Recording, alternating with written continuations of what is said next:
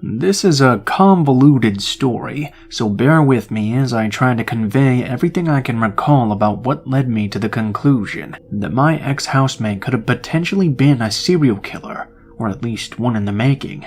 It was the summer of 2015 when I moved in, and at first appearances, my housemate/landlord Mike was somewhat normal, if not a bit socially awkward and dysfunctional. When I was signing the papers, he was adamant that I should never go into the basement, which I thought was a bit odd. I really needed a place to stay though, and well, people have their little quirks, so I chalked it up to just being that at the time. As I got to know Mike and our cohabitation continued, I learned more about the depths of his dysfunction. Firstly, that he used meth. I don't automatically judge people based on vices, but I was surprised at the extent of his use. He was probably the first person I knew who used meth and balanced a full-time job, enjoyed a decent amount of success. The reason this is important to the story is that when he would be around the house drinking and using meth, he would start to run off at the mouth. He would often joke that if I smelled lye coming from the basement, not to think anything of it. I think it was probably the third time he said this that I asked him finally why he kept on saying that. He said, "I use chemicals to clean up after the bodies," with this wily grin on his face. I tried to chalk that up to being a bad sense of humor, but something just didn't sit right with me. He was also very particular that I let him know of my coming and going, and my work schedule. I remember him being shocked and uncomfortable one day that I ended up taking off work because he didn't realize that I was home. I remember that day because there was a lot of clanging and what sounded like muffled shouting coming from the basement. His car was in the driveway, but he was not in the main house or his bedroom. Other days he would play very loud music that bumped through the whole house. Sometimes he would even play NPR talk radio at those volumes.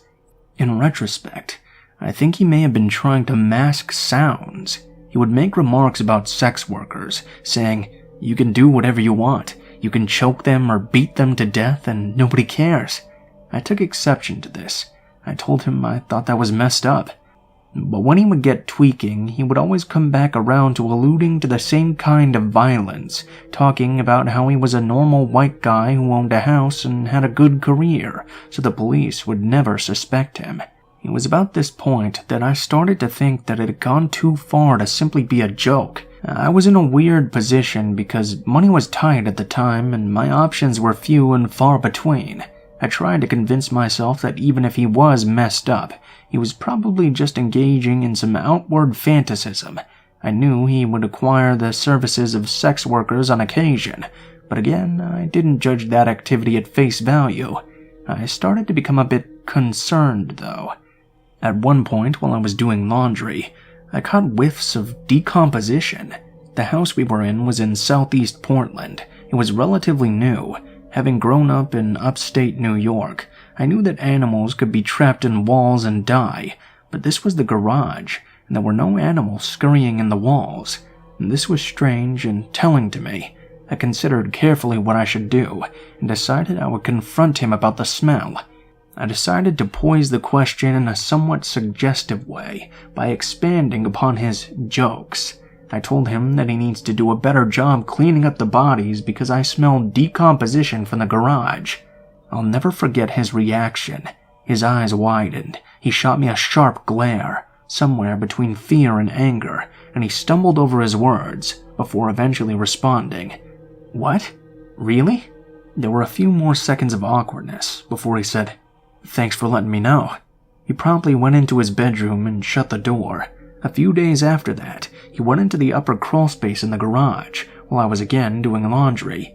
He called for me and was trying to convince me to come up into the crawlspace. My body locked up, and it was like my instincts were screaming at me. If I went up there, I would not come back down. I gave some excuse I can sparsely remember that I had to be someplace else, packed my laundry, threw it in my room, and left. He spent a lot of time in the padlocked basement without a doorknob. The only way in was through the backyard. I wish I would have gone down there in retrospect to either confirm or dismiss the suspicions once and for all. In the last couple of months I lived there, I was privy to more graphic comments about women and sex workers, explicit talk of sexual violence he was using more and more. He once showed me a video he made, he's a graphic designer and artist as well, which featured heavy bondage themes interspersed with distorted audio of women screaming and a strange leering figure in a plague doctor costume. It was one of those situations where any one of those things alone may be innocuous, but as they accumulated, it became even more suspicious to me. It was October of 2016 that I left there, and taking off to Oseti Oyate camp during the anti-pipeline protests with Standing Rock, Lakota. A mix of feeling called to action and having nothing to lose, as I wanted to get out of that house in the worst way. My last night there, as I did not give notice that I was leaving, he was drinking and tweaking again, started in on the same conversation, loosely describing murder and sexual violence in the tone of some sort of edgy joke. I told him he would be caught eventually, not even holding back my suspicion anymore. He reiterated that he was the last person police would suspect and asserted that they wouldn't catch him. He said this in a very serious and concise way, dropping the pretense he had been using before. I left the very next morning. This haunted me for months, then a year and a half. I felt as though I hadn't done anything. The guilt was eating away at me. So I called Portland Crime Stoppers and put in an anonymous tip describing what I had described here. When I did, the operator started going back and forth, putting me on hold because the call had piqued the interest of the police sergeant who was assigned to the call center. They were asking me detailed questions about his vehicle, his house, the methods he described. It seemed like they took a vivid interest. I gave them as much information as I could remember and left it at that, feeling at least just a little better that I had tried to do something about it. Fast forward to recent times. I told my mother about all this and she became interested, asking what house this was. She ended up pulling it up on Google Maps. She put up the street view, and I noticed there was a large enclosed trailer in the driveway that wasn't there when I was. I could theorize why it might have been there, but I cannot put together a practical reason for it or why he'd be using it, unless he was moving or using it to haul things to discard. Admittedly, this is pure conjecture, but I couldn't help but wonder. I doubt that I'll get closure or have my suspicions validated unless he does finally get caught and arrested, and I read about it. I've grown up poor and even been around the lowlife a lot. I've interacted with many sketchy and unsavory people in my time, but none of them has ever made the impression that Mike made on me.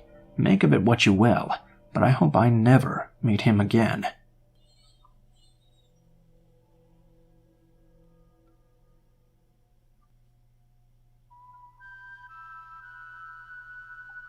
In high school, I had the glamorous job of scooping ice cream at a local and well-known chain.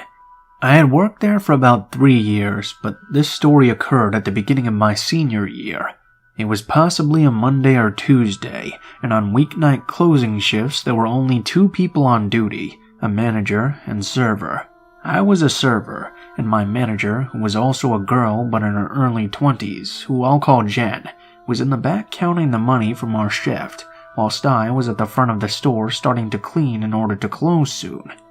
It was about a half hour till closing time, when I noticed this really nice car pull up just in front of the store. I remember being impressed and went back to cleaning. The customer came in about 15 minutes later. He was a white man in his early 30s, with brown hair and a nice smile. He sat at a table and pulled out a portfolio with papers and began to write on them. At that point, I was a little bit irritated that he had chosen an ice cream store at 8:30 p.m. on a Monday night to get some work done when there was a Starbucks literally just next door. I continued to clean, and a few minutes later, he approached the counter, seemingly ready to order. His body language was immediately off-putting as he leaned on the case of ice cream, getting as close to me as he could without actually climbing over the case. I got a weird feeling right away, and suddenly became very aware that I was a 5'3", 105-pound 17-year-old girl, all alone with this man. My manager Jen was in the back office and unaware that a customer had even come inside. I politely asked the man what I could get for him. I don't remember his exact order, but it was something odd and uncommon with a weird mixture of flavors and toppings. I turned around to make his order and felt his eyes staring into my back. I turned around slightly to get an idea of where he was standing, and there he was, still leaning over the case with his forearms on top and smiling at me. He tried making small talk about ice cream, if the store was usually not busy at that point, even calling me pretty. I quickly made his weird order so my back wouldn't be turned to him, and so he could just hurry up and leave. I handed him his order and rung it up at the register. His total was probably between $5 and $6, yet he tried to hand me a $20 bill as a tip.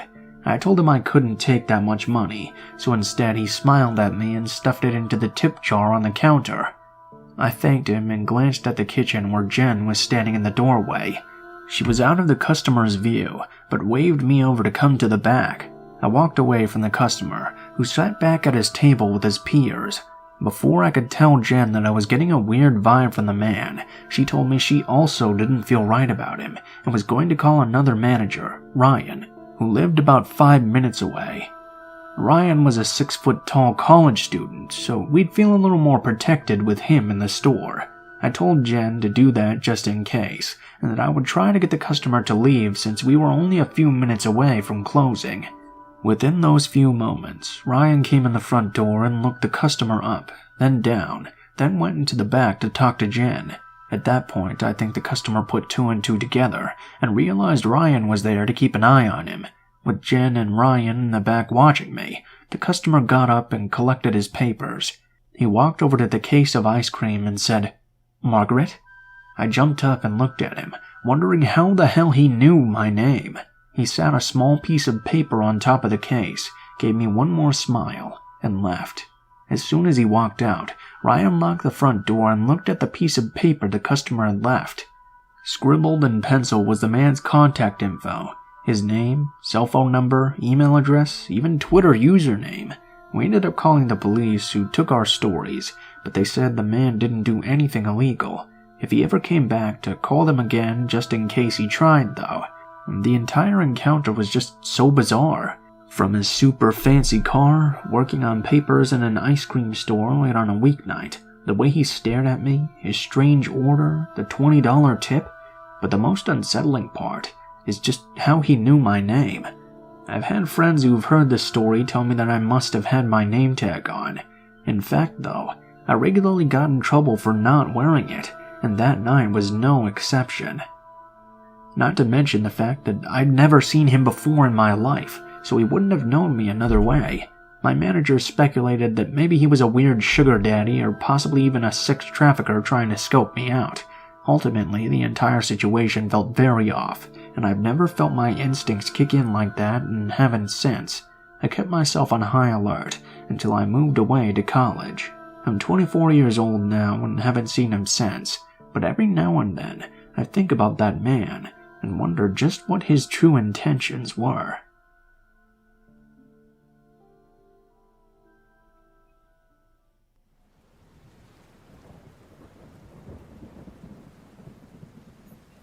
I'm a security guard, 22 and male, and was working the graveyard shift from 7 p.m. to 7 a.m.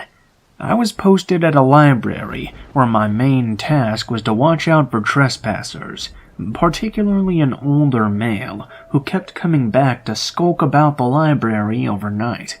The library actually had a bolo out for him as well, and emailed me a photo of him, so I was on the lookout. Around 1 a.m., I got up from the security desk to go out on a patrol.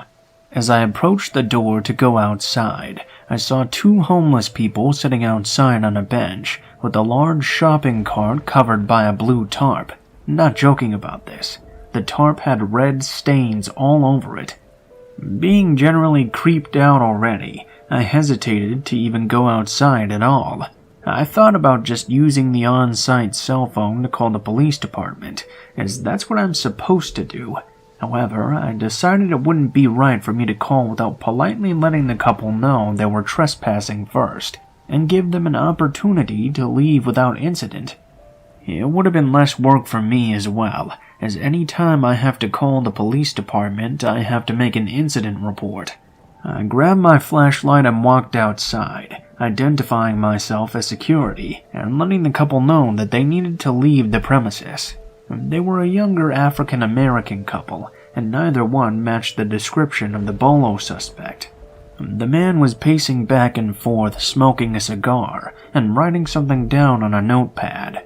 The woman was sitting down, sort of just staring off into space. Anyway, I asked them both to leave. The woman began arguing with me about how she was homeless and how the police had already told her she could stay there. I knew that this was obviously a lie and told her that she needed to leave once again. We got onto the subject of how they were loitering, and I kept trying to explain to her that she was, and that they weren't allowed to stay overnight at the library. She began to argue with me about the definition of loitering, and just generally started being a pain in the butt. This whole time the man had said absolutely nothing, and was just off in his own world, continuing to pace back and forth and chain smoke. I realized I wasn't going to get anywhere by being nice, so I informed them that I would be calling the police, and retreated back inside the security room to call. 10 minutes went by after I called, and the couple appeared to be gone. A few moments later, the police arrived, and I went outside to talk to them. They didn't really seem to care much, as to be expected though, and once they saw that they were gone, they just told me to call them back if they returned. So, I go out on patrol, and as I'm making my way around the building, I run into the same woman who I'd just called the police on. She was now by herself, and the man was nowhere to be seen. She had this very odd stance. It's a bit difficult to describe, but if you've ever played any of the Silent Hill games, her posture was similar to the way that the nurses from Silent Hill stand. And I didn't even say anything to her, and she didn't seem able to notice me at all. I went back to where the police were still parked, and told them she was still on the premises. They got out of their cars and walked with me to where she was standing, and asked her to leave.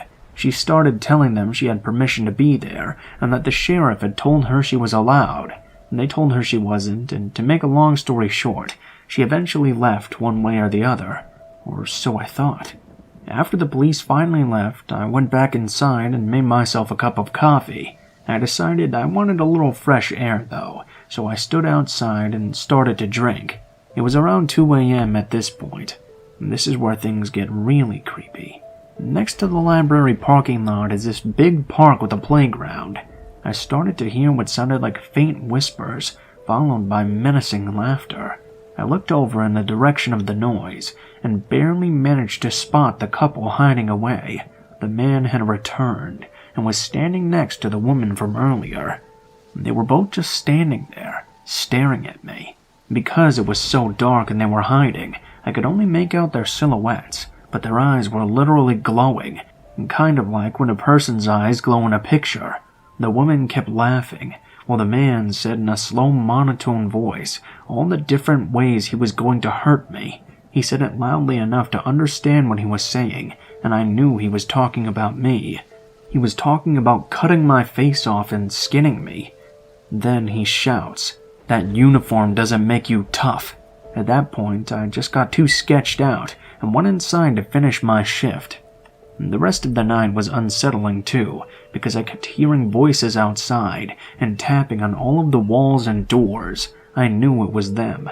Luckily though, they couldn't get inside without a keycard. When my shift finally ended, and it was once again daylight outside, I went to my car. There was a sticky note attached that read, "Next time, you won't be so lucky," with a crosshair symbol next to the words. Needless to say, I'm never returning to that library overnight again.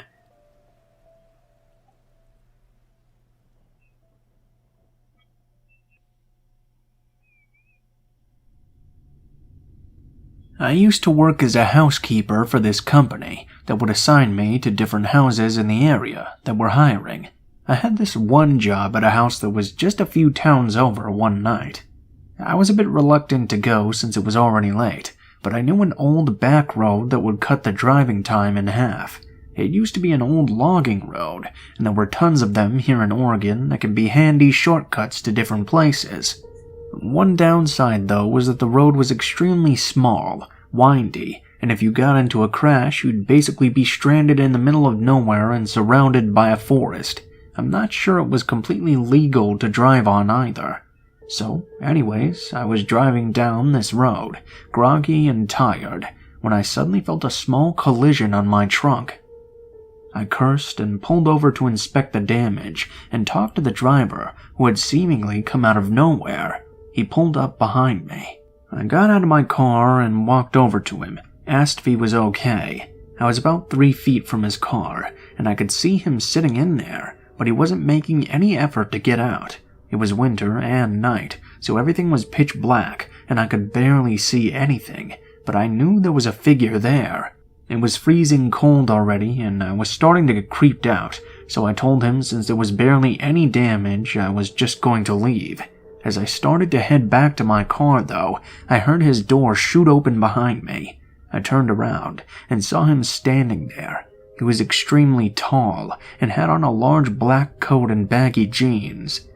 I stepped towards him and noticed something that made my heart sink. His hands were white-skinned, but his face looked dark. I squinted and realized he was wearing black makeup on his face. This scared me even more because I was thinking he was wearing blackface, and for the record, I'm black. I thought maybe he had followed me out here into the middle of nowhere to harm me. I turned around and started to go for my car when I felt the cold tip of a gun press against the back of my head. I was ready to cry at this point, thinking I was going to die alone out here because of my skin color. I ended up trying to reason with him, but I could barely choke out my words as I told him he didn't have to do this. Something surprising happened, though.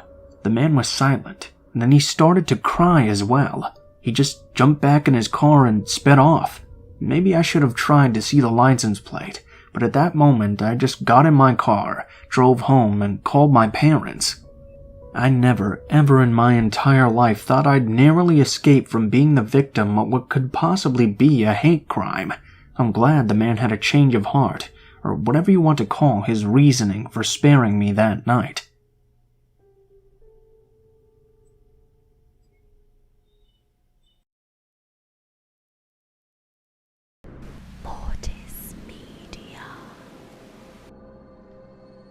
Around 4 years ago when I was 13, me and my family went on a vacation to Puerto Vallarta in Mexico. We had gone there several times in the past since it was usually low priced and a nice way to get away from our cold Canadian winters.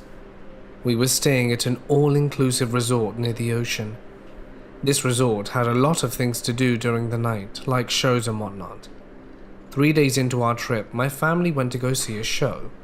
We were all having a fun time, until I started to get a really bad headache, and my parents noticed this, telling me that I should lie down in our room.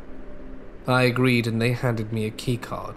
As I was walking into the elevator, a tall Hispanic man walked in with me. He was wearing what seemed to be a dirty jacket and ripped jeans, and also had a big, dark beard that was uncombed and looked very frizzy.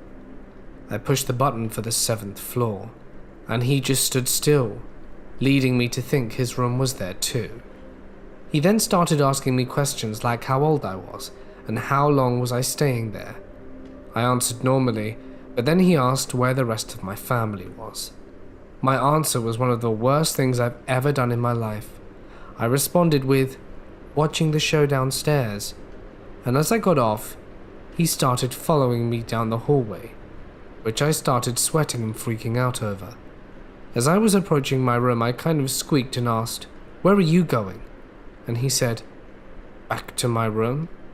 Now shaking as I put the key card in the door lock, he seemed to be turning around, facing the other room across from me. As soon as the door opened, he turned and charged at me. Because I was looking back, I saw him, ran into the room, and tried shutting the door, but he got to it first. Now it was me and him alone in the hotel room. He had what looked to be a knife or shank, and he was slowly walking towards me and said, "Be quiet, or I'll kill you." As I was in the back of the room, he was getting closer, and I threw the lamp at him and rushed to get around and out the room. He cut my arm pretty deep, but I was sprinting out the room to get to the stairwell. As I got to the lobby, I ran to my family, crying and screaming for help. After that, I got stitches on my arm, and my mum still doesn't forgive herself for not coming with me to the room.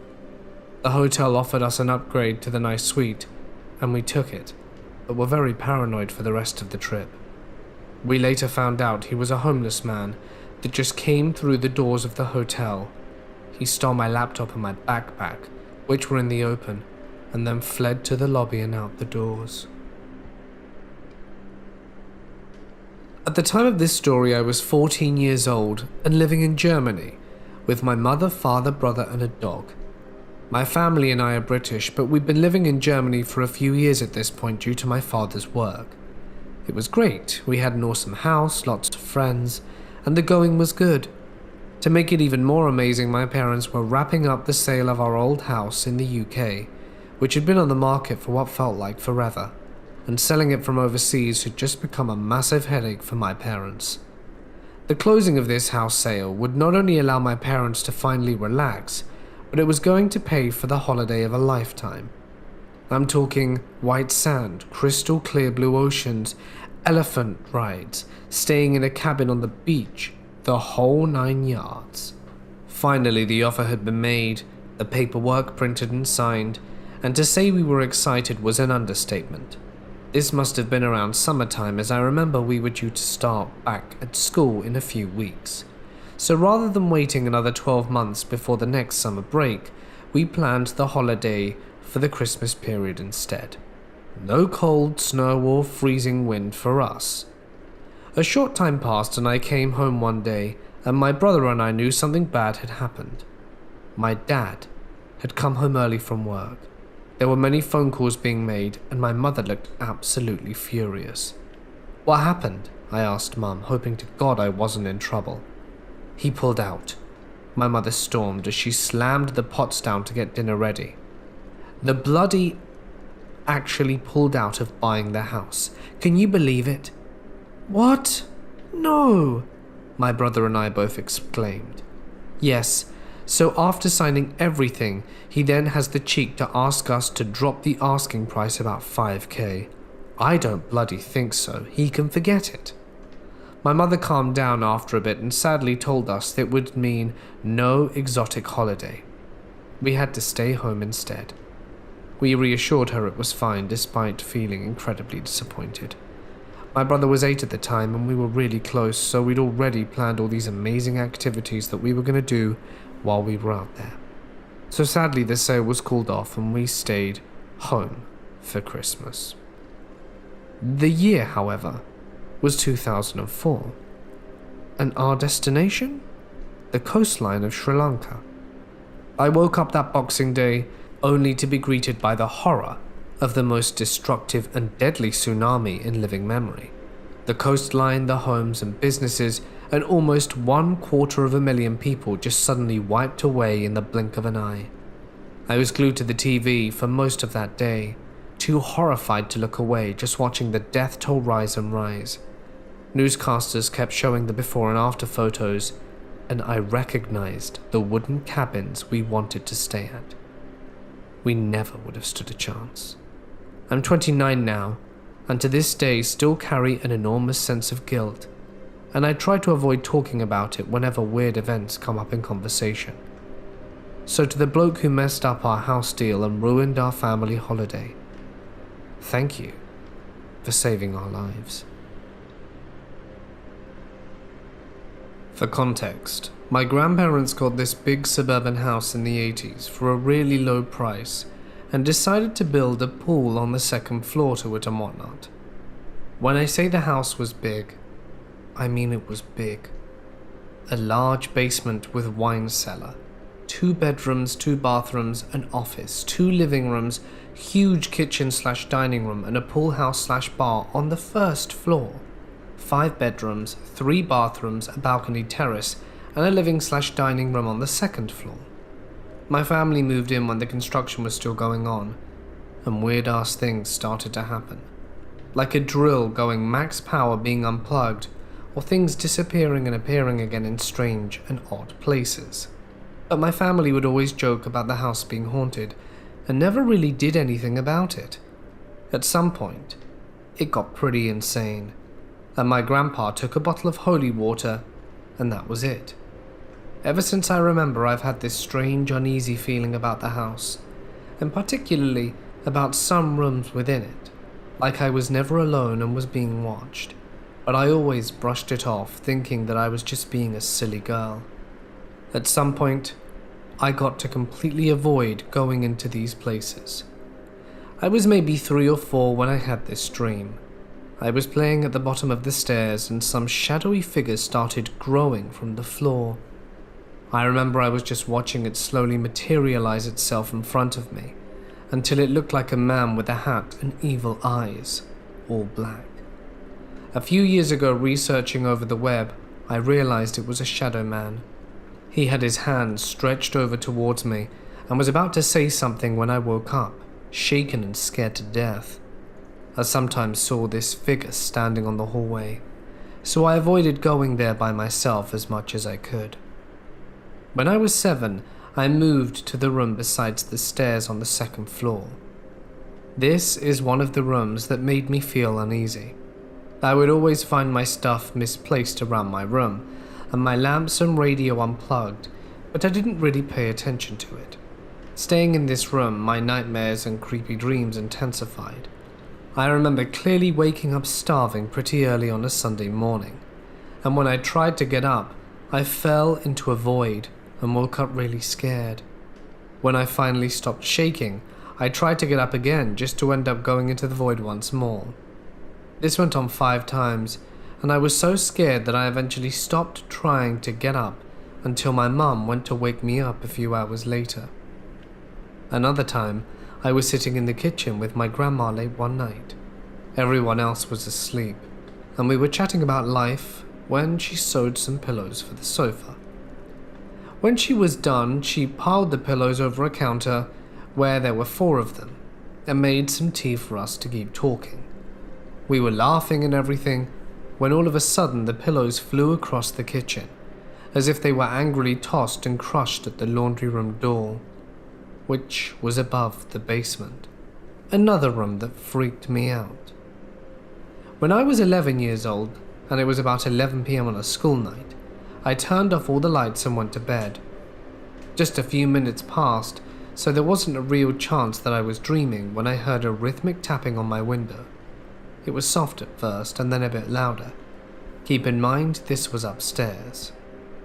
I slowly turned around to the window, and through the curtains I saw this rather tall and lean humanoid figure with a long, thin head and a 3-fingered hand tapping on my window. I screamed at the top of my lungs and ran to my mum's bedroom. I remember she checked my room and everything was normal, so my grandpa and uncle checked the whole yard and found nothing. I obviously didn't sleep that night and stayed in my mum's room for at least a week. After that episode, I switched bedrooms. My new room had a walk-in closet where my grandma kept the towels, sheets, and some really old stuff that we never used, so its door was mainly closed.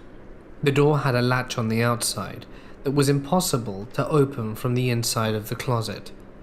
One afternoon when I was about 14, I was heading home alone, playing video games after school when I heard this loud bang coming from the closet. I immediately froze and looked at the door. Then it started to sound as if someone was desperately trying to take down the door, so I noped my way downstairs and waited for my mum. One afternoon when I was 15, I came back from school starving, as only a teen would, so I went directly to the kitchen. As far as I knew, I was alone.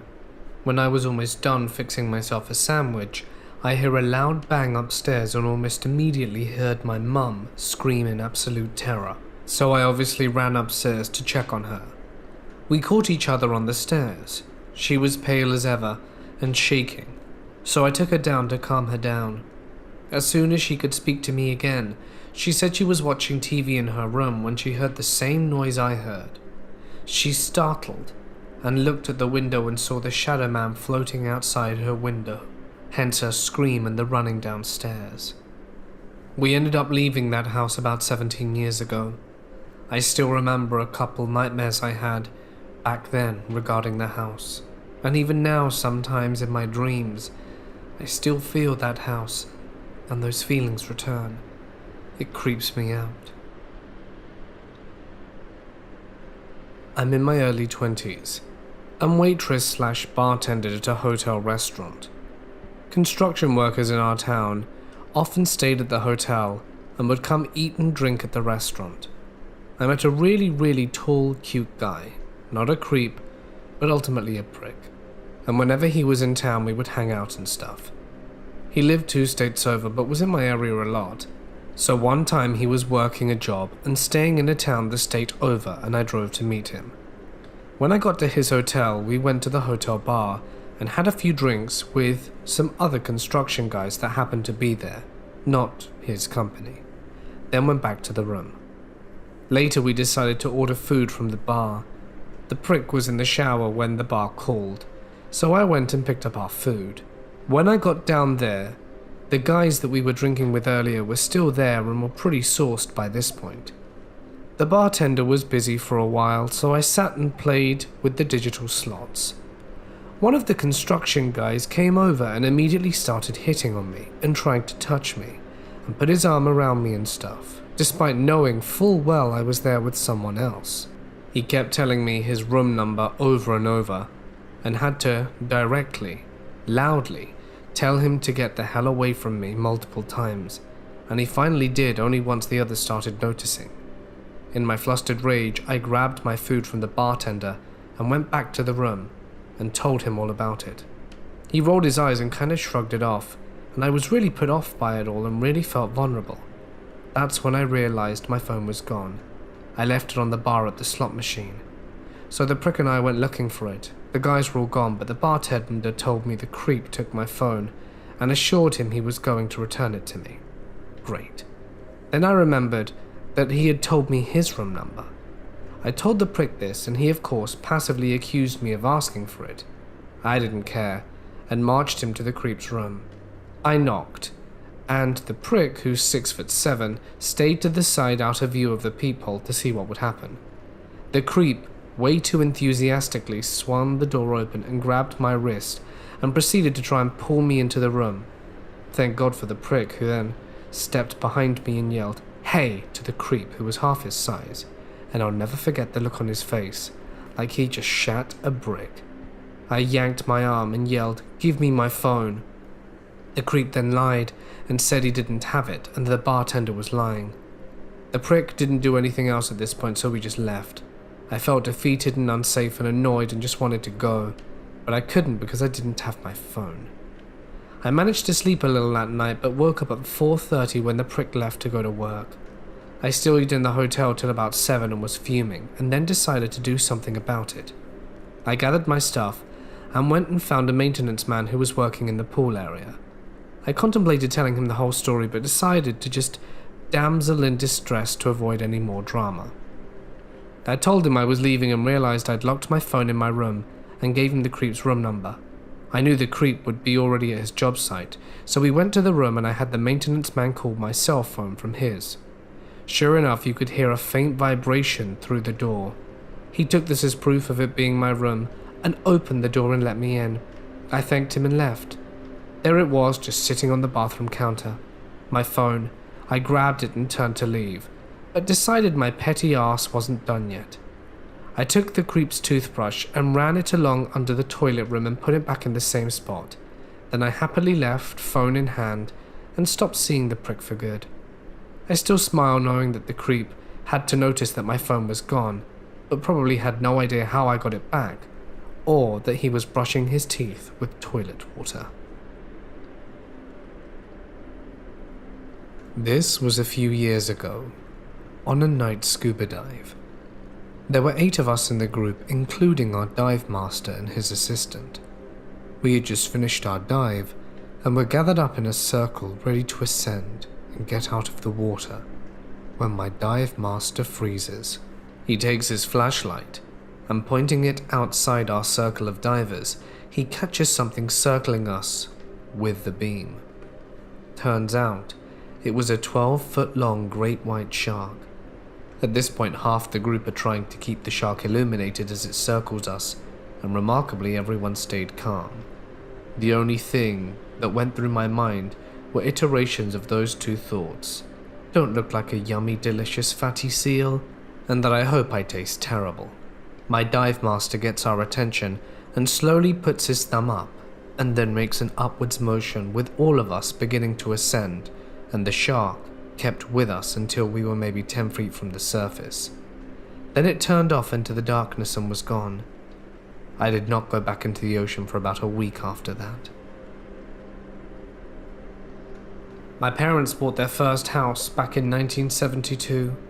It was a fixer-upper, but they decided to move in right away and fix things when time and money permitted. Within a few days of moving there, the new neighbors came over to introduce themselves. They also let my parents know that the previous owners had moved out after a nasty divorce. They had lost their second child to SIDS, and their relationship went downhill from there. My parents were horrified, more so because they were newly pregnant and couldn't imagine going through such a thing. They eventually pretty much forgot all about it. Life went on, and they were in love with their new life and their new house. In preparation for the baby, they decided to wallpaper the nursery. Now my dad told my mum there was no need in wallpapering the inside of the closet, but she insisted. She was kneeling down, scraping off old paint inside the closet when her eyes fell upon something that made her blood turn to ice. Written in crayon, about the eye level for a kindergartner, in childish scrawl was written, "I killed the baby." This is a story which I took a while to find out about from my parents. My family consists of my mum, dad, big sister and I. We were on holiday at a big family-style resort in the 90s. For context, this happened somewhere in a South American country. I've told this story many times, but don't want to dox myself by giving away too many details. For context, I have no recollections of the event, but I do remember parts of the holiday. The sea, the white sand, and banana trees. The four of us were staying at one of those classic family hotels, the ones where the buffet have eggs, bacon, fresh fruits, and pancakes galore. The type where there are also lots of kids and a lot of animation for them. There was a kids club where I would go, and I remember making a friend there too, a little boy my age. That's all I remember. And the rest is from my dad recounting this. We were at the hotel playing area, my parents and I. A woman working for the hotel and part of the kids club animation team were playing with me. I was a cute, shy little blonde kid, and she started playing with me and talking to me. My parents relax, enjoying their holiday knowing that their daughter is being entertained by the kids club staff. All good, until my dad turns around and sees that I'm missing. I'm not next to them, and the woman playing with me was also nowhere in sight. With Papa Bear reflexes, my dad stands up to see the woman is walking slowly but surely across the hotel with his daughter in her arms. He begins chasing her down the hotel, and she takes up some speed, beginning to run with me in her arms. This was a vast hotel complex, so there was a long way to go. My dad says he ran after her through doors which would then close in his face. By a stroke of luck, he managed to catch up with her just before she made it to the side exit and pulled me out of her hands. In shock, he grabbed me and ran back, letting the woman disappear into a forest. Immediately, my parents went to the hotel to complain and let them know that either their staff or somebody pretending to be their staff tried to take me. The hotel brushed this off casually and said, "Oh, don't worry about it. This happens sometimes." I hope this hotel has changed since the 90s, but it really makes me think how messed up is it that the hotel didn't give a single damn that someone was almost taken on their watch, and it's almost like they were in on it somehow. When I was 13, I lived in a small town in rural Zimbabwe. We had a large single-story house with a massive garden that surrounded the property. On one side of the house, the garden narrowed between our house and the fence of the neighbor's house. At the end of this narrow section was an empty, decrepit, cement-lined pond that I had recently cleared of rubble and plant life with the plan of eventually filling it again. One afternoon, my friend Dan and I were messing around in the garden, and for some reason I found myself running down the narrowed section of garden straight towards the pond. Suddenly, for some reason that I can't really articulate, dread and fear washed over my body like 1,000 needles raining down from the sky. I stopped dead in my tracks about 2 meters from the pond and found myself breathlessly staring at it motionlessly. From the crack on one side of the pond, a long snake, perhaps a meter long, emerged 3 or 4 seconds later. It was a Mozambique spitting cobra, a large, aggressive, and extremely venomous snake that wouldn't hesitate to bite or spit at threats. Like a 13-year-old boy running past its new home in the wall of the pond, for instance. I slowly backed away, and the pond was filled with sand the next day. To this day, I don't know what it was that stopped me dead in my tracks, but if I continued, perhaps I wouldn't be here today.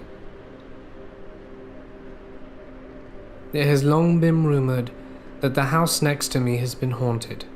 People would come and go like it was a perpetual revolving door. The longest anyone stayed was about 6 months. It was a normal house, upper middle class, tan with a white picket fence, a good-sized deck and a decent yard.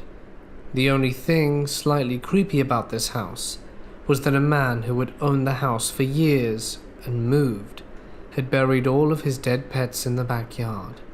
So it was an animal graveyard of sorts. It sat empty for quite some time, and this is where my experience begins.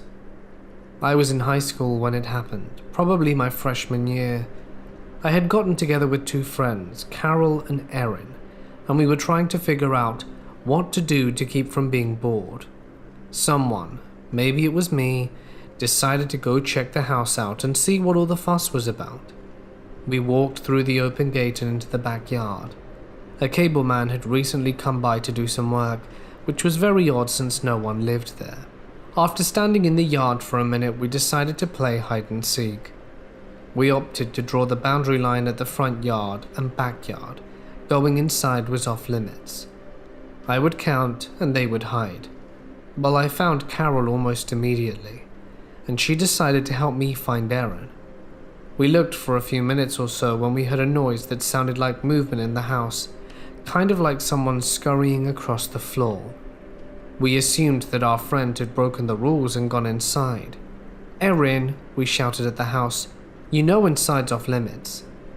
We expected to hear the door open and Erin come walking out, talking about how she just wanted to look, when we hear her come out the bushes behind us, explaining that it wasn't her in the house. We get a look of horror on our faces, and slowly turn to look at the large window that overlooks the yard. The house is pitch black, so it's impossible to see inside. We aren't looking for very long when I see something directly in front of the window. It was a young girl, maybe 11 or 12. The only thing that was out of place was that she wasn't from this time period. She was wearing a dark dress with a high collar and 2 braids down her back. She looked sad and mouthed something that I understand to be "help me." I can't figure out what she means when I see something behind her that made my blood run cold. It's a man about 6 foot 5 feet tall and sinister. He had a look of pure hatred on his face, and his hands reach out as if to take the girl standing in front of him. As fast as he appears, they vanish. I come back to reality and turn to look at my friends. They looked like they'd seen a ghost. I turn to my friend Erin and ask what she saw. She describes the little girl exactly, and saw the man as well. We hightailed it out of there as fast as we could, and have never been back.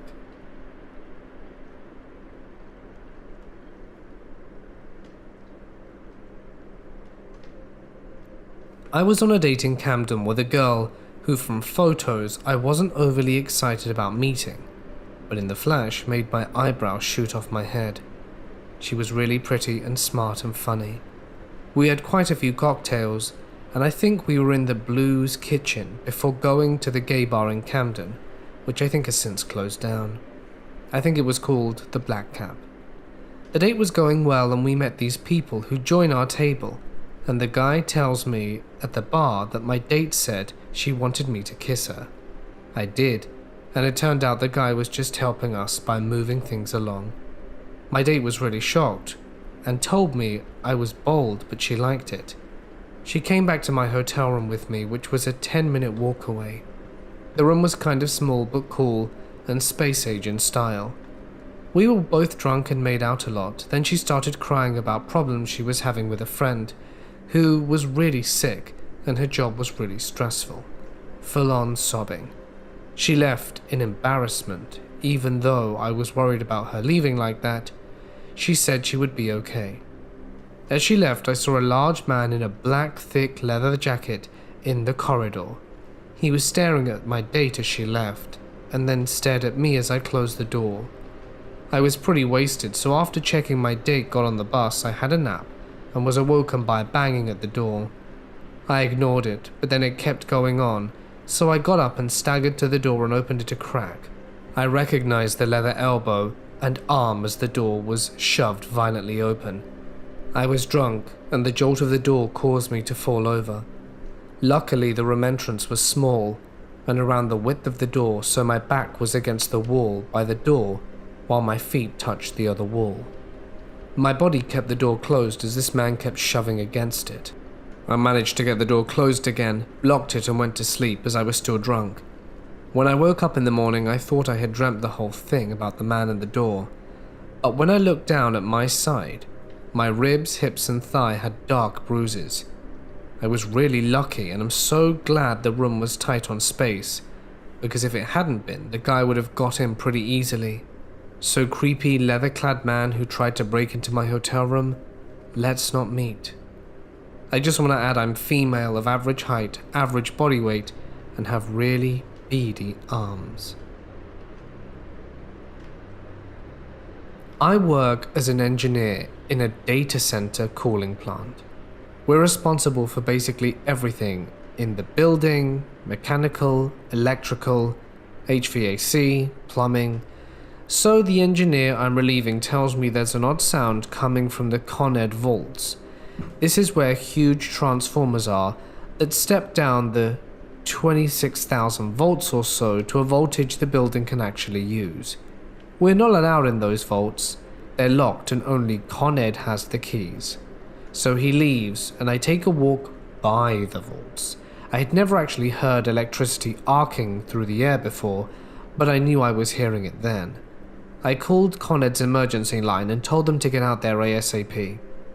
A crew of 2 guys showed up. They seemed calm and disinterested in the elevator all the way up. It's probably just a contact chattering, they said. We got off the elevator and they start heading down the hall. The sound was way louder now. We weren't even near the vaults and there was no mistaking it. Both guys stopped dead in their tracks and kind of hunkered down. I saw the color drain from them. I wasted no time getting back in the elevator. If you've never seen a video of a large transformer explosion, go to YouTube. These transformers are not like the ones you see up on utility poles. They're as big as a couple of trucks stacked on top of each other. Anyone on the floor, when one of them cooked off, would be gone. And we have 8 of them. Eventually, the con guys got in, but not before cutting the power to the entire building. They called in right away, cut the power, then a bunch of more Con Ed guys showed up to check out the damage. Apparently there's a conductor at the top of these transformer called a hammerhead. The insulation had burnt right off, and it just got worse from there. Everyone in the utility was glad we caught it when we did. Last night I was in my kitchen alone, and just making myself something to eat around 3 AM or so, and I can feel something near or around me. While making myself a drink, I can see some sort of dark shadow quickly disappear around the wall, which has a little mirror cabinet in the corner, so I can see right around the wall, and of course there's nothing there. At this point I can feel something tug at my shirt collar, and the hair on my neck stands up on edge. So I quickly finish making what I had meant to and get back to my room ASAP. I know for a fact that I'm the only person awake, as my sisters are asleep and my brother is out. My mum's at work, and my dad is asleep in his room, so any noises I heard outside were definitely not them. I've read a lot of stories, and at the time thought it might be my mind playing tricks on me.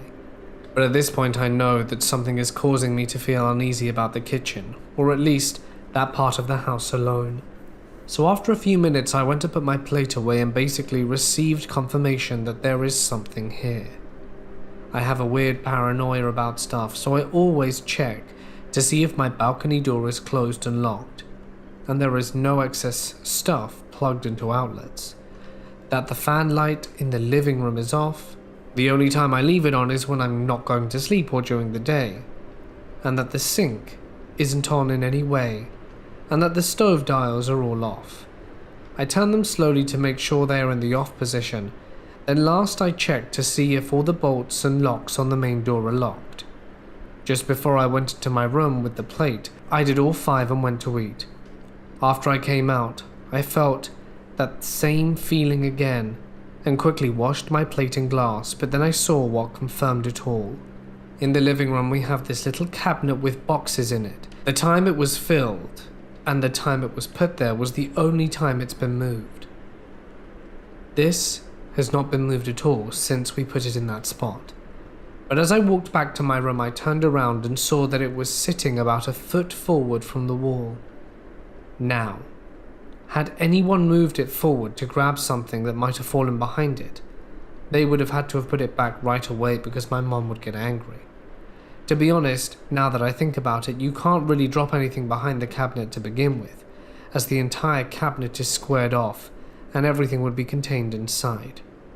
But, as I'm moving back, I looked around to see if anyone was awake, but nope. I turned around to go through my 5 steps again, and the first thing I notice is that the balcony door is open slightly, with the latch. It's a little lever that when it's in the upward position, it will be unlocked, and then it swings downwards towards the side and points down, which is when it locks itself. It is in the halfway point directly 90 degrees pointing to the side. I've never seen anyone in the house doing this, as it would get in the way of opening the door itself due to the latch being in the way of the handle. This confirmed that something is there, but not an intruder. We are about 20 stories up, because I checked everything in the house and nothing, not even in the smallest places to hide.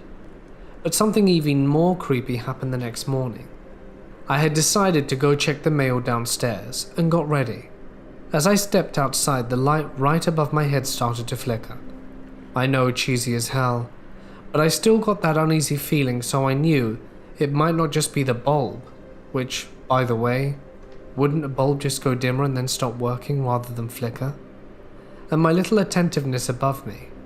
I always look around and walk down the hall when I noticed that the stairwell door was fully shut. The apartment in front of mine and all the others along the hallway were also fully shut. I thought, now this is the perfect time to get a video of all of this. So I turned around and then started to record. There's no wind in the hallway, no doors that need to be closed, as it's on the other floors, and you can't hear what's going on the other floors either. These doors are pretty heavy, so no gust of wind or anything will slam them. It's 30 degrees C, humid, no wind at all unless you were outside. So after I got the mail, I started walking back down the hallway from the elevator, only to be met with the lights working perfectly. I had been gone for 3 minutes, or less, as I had a 3-minute song playing, and it barely finished by the time I came back up. No repairman is that good that he can figure out the light is out, get his ass up there with a ladder, take out the glass around the bulb, replace it, take the old bulb and ladder away, in the elevator which I was just in, within 3 minutes. When I was about 8 or 9, my family took a trip skiing to a small resort a few hours from where we lived in Spain. The resort itself was a sleepy town of about 400 to 500 people, with a few small supermarkets and hotels and not much else. Typically, we picked the worst time possible to embark on the trip, which had been planned for a good few years. The night after we arrived, there was a blizzard, and we spent the first half of the week locked in the hotel. Although we were able to go outside for the remaining few days, we had little to do given that the slopes were shut. The story I want to tell comes from those first few days locked in the hotel.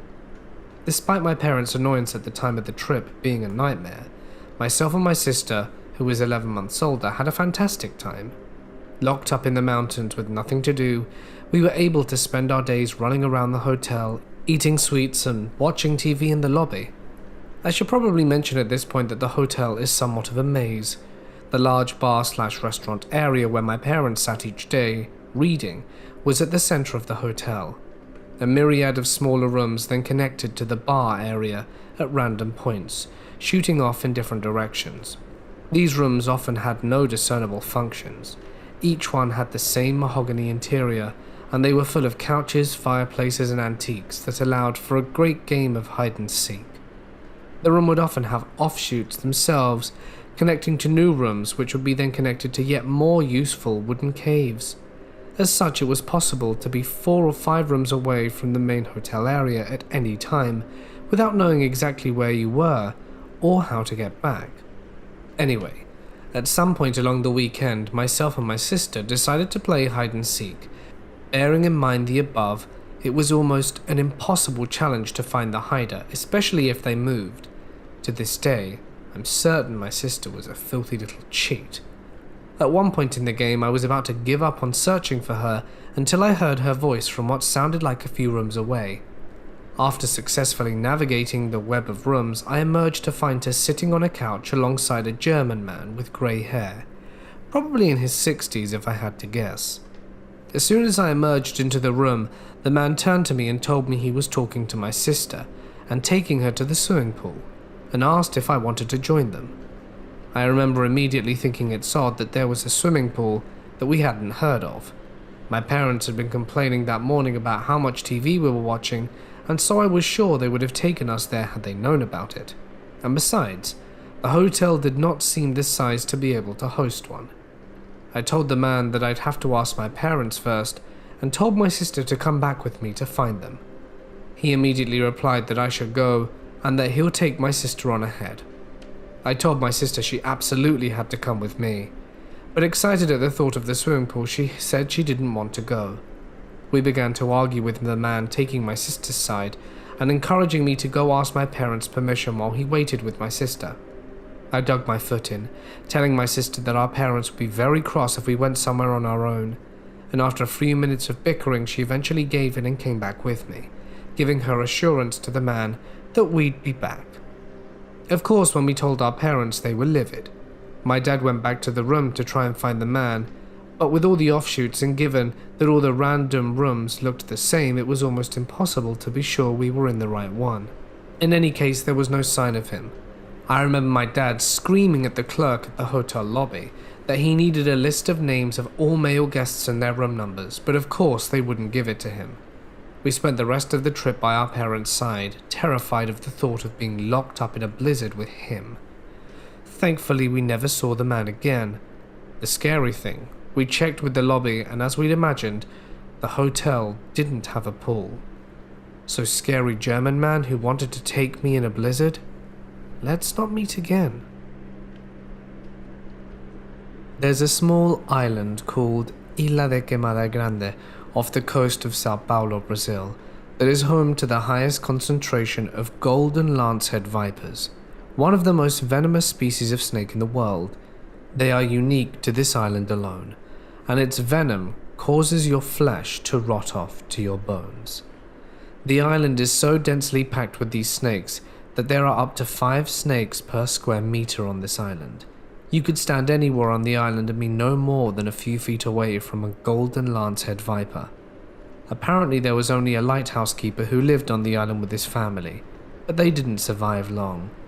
After a while, snakes crawled through their windows. Panicking, they ran outside into the forest where they were confronted by thousands of snakes, and were bitten numerous times running through the forest, hanging overhead by branches. They all died before they could reach their boat, and their bodies were found scattered through the forest later by a Navy vessel making a routine supply stop. There was also an attempt to build a banana plantation on the island, but that quickly ended in disaster as all the workers were dying from the vipers. The island is forbidden to civilians by the Brazilian Navy. In the summer of 2015, my husband and I were house sitting for these rich people in between our big move to the mainland, as we're from Hawaii, and some really crazy creepy stuff started happening just a few days in. The first weird thing that happened was when we got there I couldn't find how to get the motion sensor light in the entry garage hallway to turn off. We thought nothing of it. A few days later I was watching TV, and you can see the front door from the living room, and I saw a shadowy man walk by the front door. I wasn't particularly freaked out because unfortunately shadow people are frequent visitors of mine. I think it must have been a Hawaii thing because everyone has seen them there. I think it must have been that same evening that I hadn't seen my husband for several minutes. So I called out to him and saw that front motion detector light flip on again right at that moment. So I walked out to it and heard him go, "What?" from the backyard, not the front yard. I quickly walked to the backyard through the house, and staring back towards the front yard I saw an orb zoom out the house and into the yard. A side note on orbs, I've watched those paranormal shows on Discovery Channel but never thought they were real until I actually saw them. Anyway, fast forward a few days, a different motion detecting light started going crazy one night, flipping on and off in varying intervals. At this point my husband, who you might call the rational one, is totally freaked out. I, however, felt extremely curious and wanted to investigate, which is so weird for me because I'm a total scaredy cat. I even make my husband walk me to the bathroom in the middle of the night because I'm too scared to go by myself. But I just felt compelled to go towards the garage upstairs area, and there's an apartment above the garage, and figure out what's going on. We got a flashlight and shined it into the garage and apartment windows, and we couldn't help feeling this very, very weird dread and fear emanating from it. Even though I was curious, I also felt it in the pit of my stomach, like some overwhelming depression or evil. We called it quits, I locked the doors, and we went to bed after that. There were several other things that we encountered while we were staying there. One evening I heard someone say, "Ding dong," kind of like how someone would say when they get to a friend's house to inform them of their presence, after which the dogs, as we were also dog-sitting, went nuts barking at the front door, although there was no one there. One night when we were walking into the bedroom, something brushed up against my arm, and when I turned I saw a person walking the other way down the hallway, turning a corner. Myself and one of the dogs saw an orb fly out of a room we were in. The dog definitely saw it too, and he looked freaked out. One morning while showering I dropped my razor on the ground, and when I bent down to pick it up, it was on the countertop across the bathroom. One morning my husband dropped his toothbrush and he couldn't find it for an hour, and then it reappeared on the countertop. I've had a lot of ghostly paranormal encounters in my life, but this last summer just puts it over the top. At one point I was in tears asking my husband why I'm so perceptive and why these things keep happening to me. This was around 2007-2008. I was about 12 at the time, and me and my dad were heading up to Cape York. It was a good few days' drive to Cairns from where we lived in Bundaberg, Queensland, and we were in no rush. We finally got into Cairns at around 10:30 p.m. We were both really excited to cross the Daintree River and really start the adventure.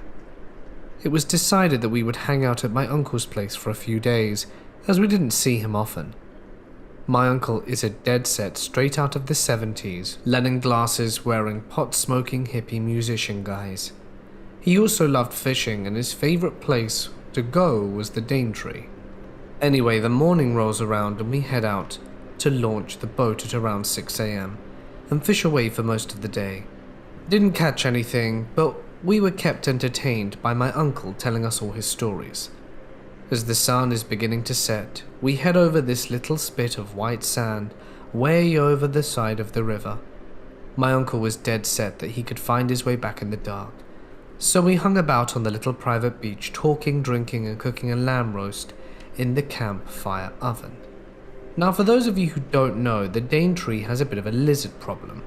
And when I say lizards, I mean huge ass crocodiles that will mess you up 8 ways to Sunday. My uncle is adamant that they don't come this far out, as the water starts getting a bit cold for them, so we aren't too worried. So as we're sitting there, we notice that my uncle isn't doing much talking, he's just kind of sitting and listening. We ask him what's up, and he sort of motions us to shut up.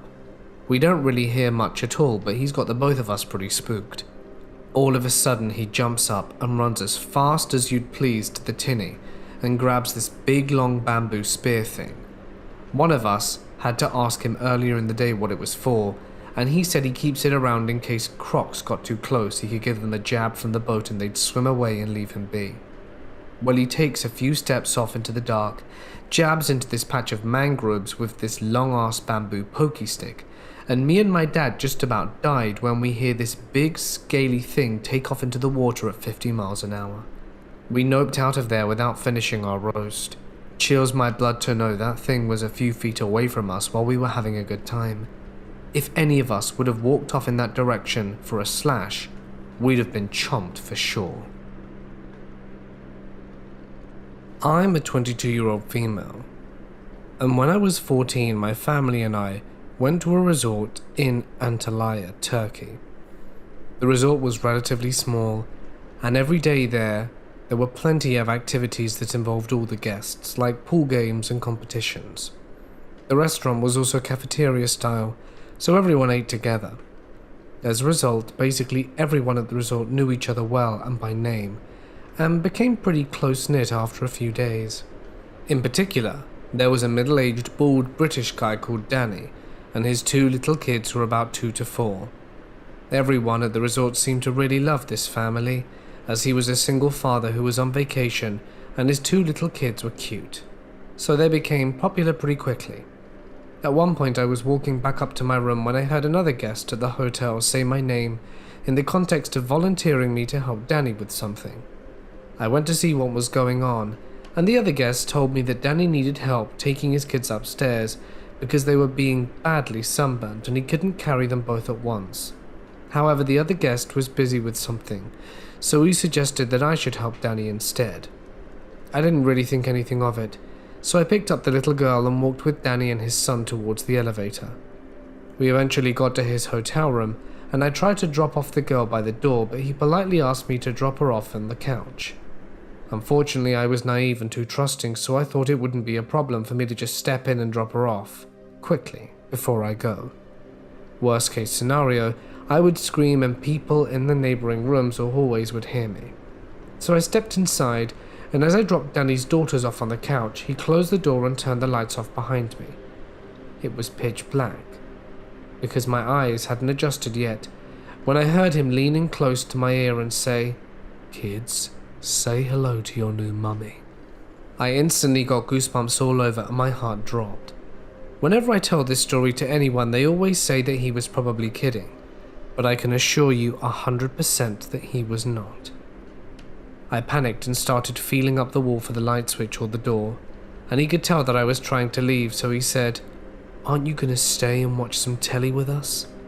But I'd finally found the doorknob and just made a run for it. I ran downstairs crying and so afraid. When I tried to tell my family, no one believed that he was being serious or creepy because they'd all met him and thought he was so sweet, a lovely, single father. I didn't see him the next day or in the following days, so I think he checked out after that. Quite a number of years ago, on my first trip to Africa, I was staying in a group campground in the Serengeti. The camp had quite a number of tents and was approved by the park management and was allotted one ranger with an AK-47 that looked like it was from the 70s. He patrolled around at night, but the camp had no barrier and he couldn't be everywhere. I was on my way back to my tent after playing cards into the night with those old crappy headlamps, which I had pointed to the ground. The camp was mostly empty, and my tent was at the farther end of where people were staying. I was watching my step as I looked, and the wash from my headlamp gives off enough light for me to see two pairs of eyes, one amber and one blue, stare back at me from about 20 feet away in the dark. I can't see what it is, they're just staring at me. Not small eyes either, probably about 2 or so feet off the ground. There's a point where you're so absolutely terrified your entire being goes into overdrive. Fight or flight doesn't ever happen. You can't feel anything, your body continues to work on its own accord, but all your mental capacity is focused on what's right in front of you. No adrenaline, almost like an out-of-body experience. I'm completely unaware of it, but I continue to walk, and since I don't show any change of behavior, the eyes turn off me and walk away. I go into my tent as calm as can be, just in complete shock, climb into bed, and wake up the next morning, bring the ranger over and find the tracks.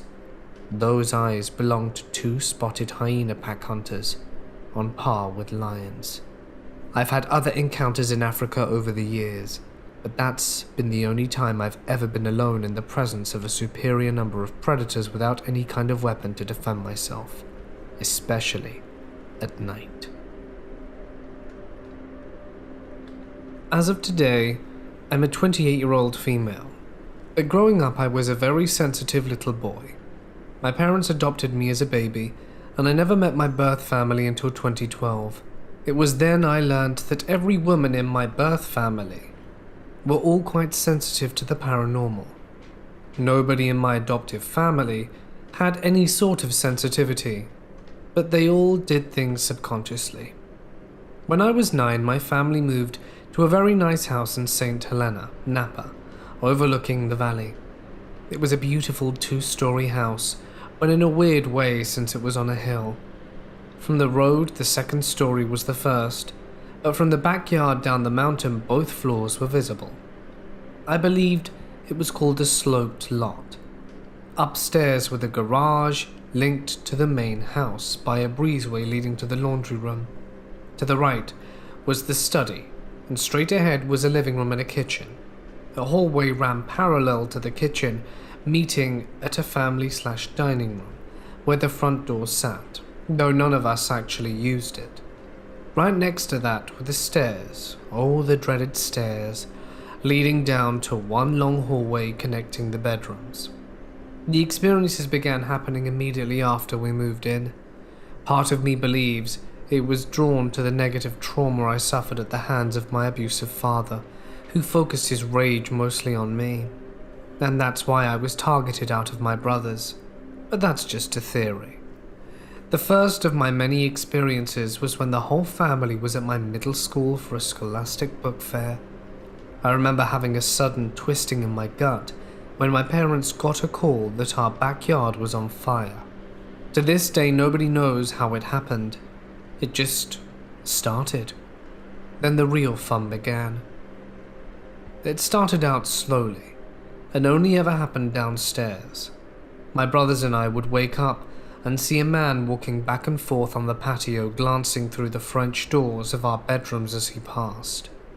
We never felt malice from him, and we all recalled seeing him. What makes that particular bit interesting is that from a child's perspective, usually the male entity would be malicious, while the female entity could be a protector. In my house, it was the polar opposite. Myself and my brothers felt a dark presence lurking downstairs in the hallway that would affect all 3 of us, to the point where we would take the stairs 2 or 3 at a time as fast as possible.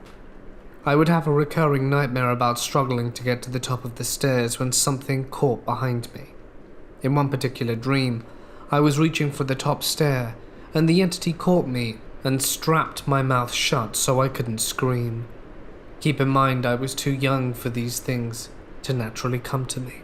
In the beginning, the door to my bedroom would slam in the wee hours of the morning, so loudly it would wake my father. He insisted it was a draft, even though no one else's doors would do it, and again it slammed with a massive force. We had to put a 10-pound bookend in front of it.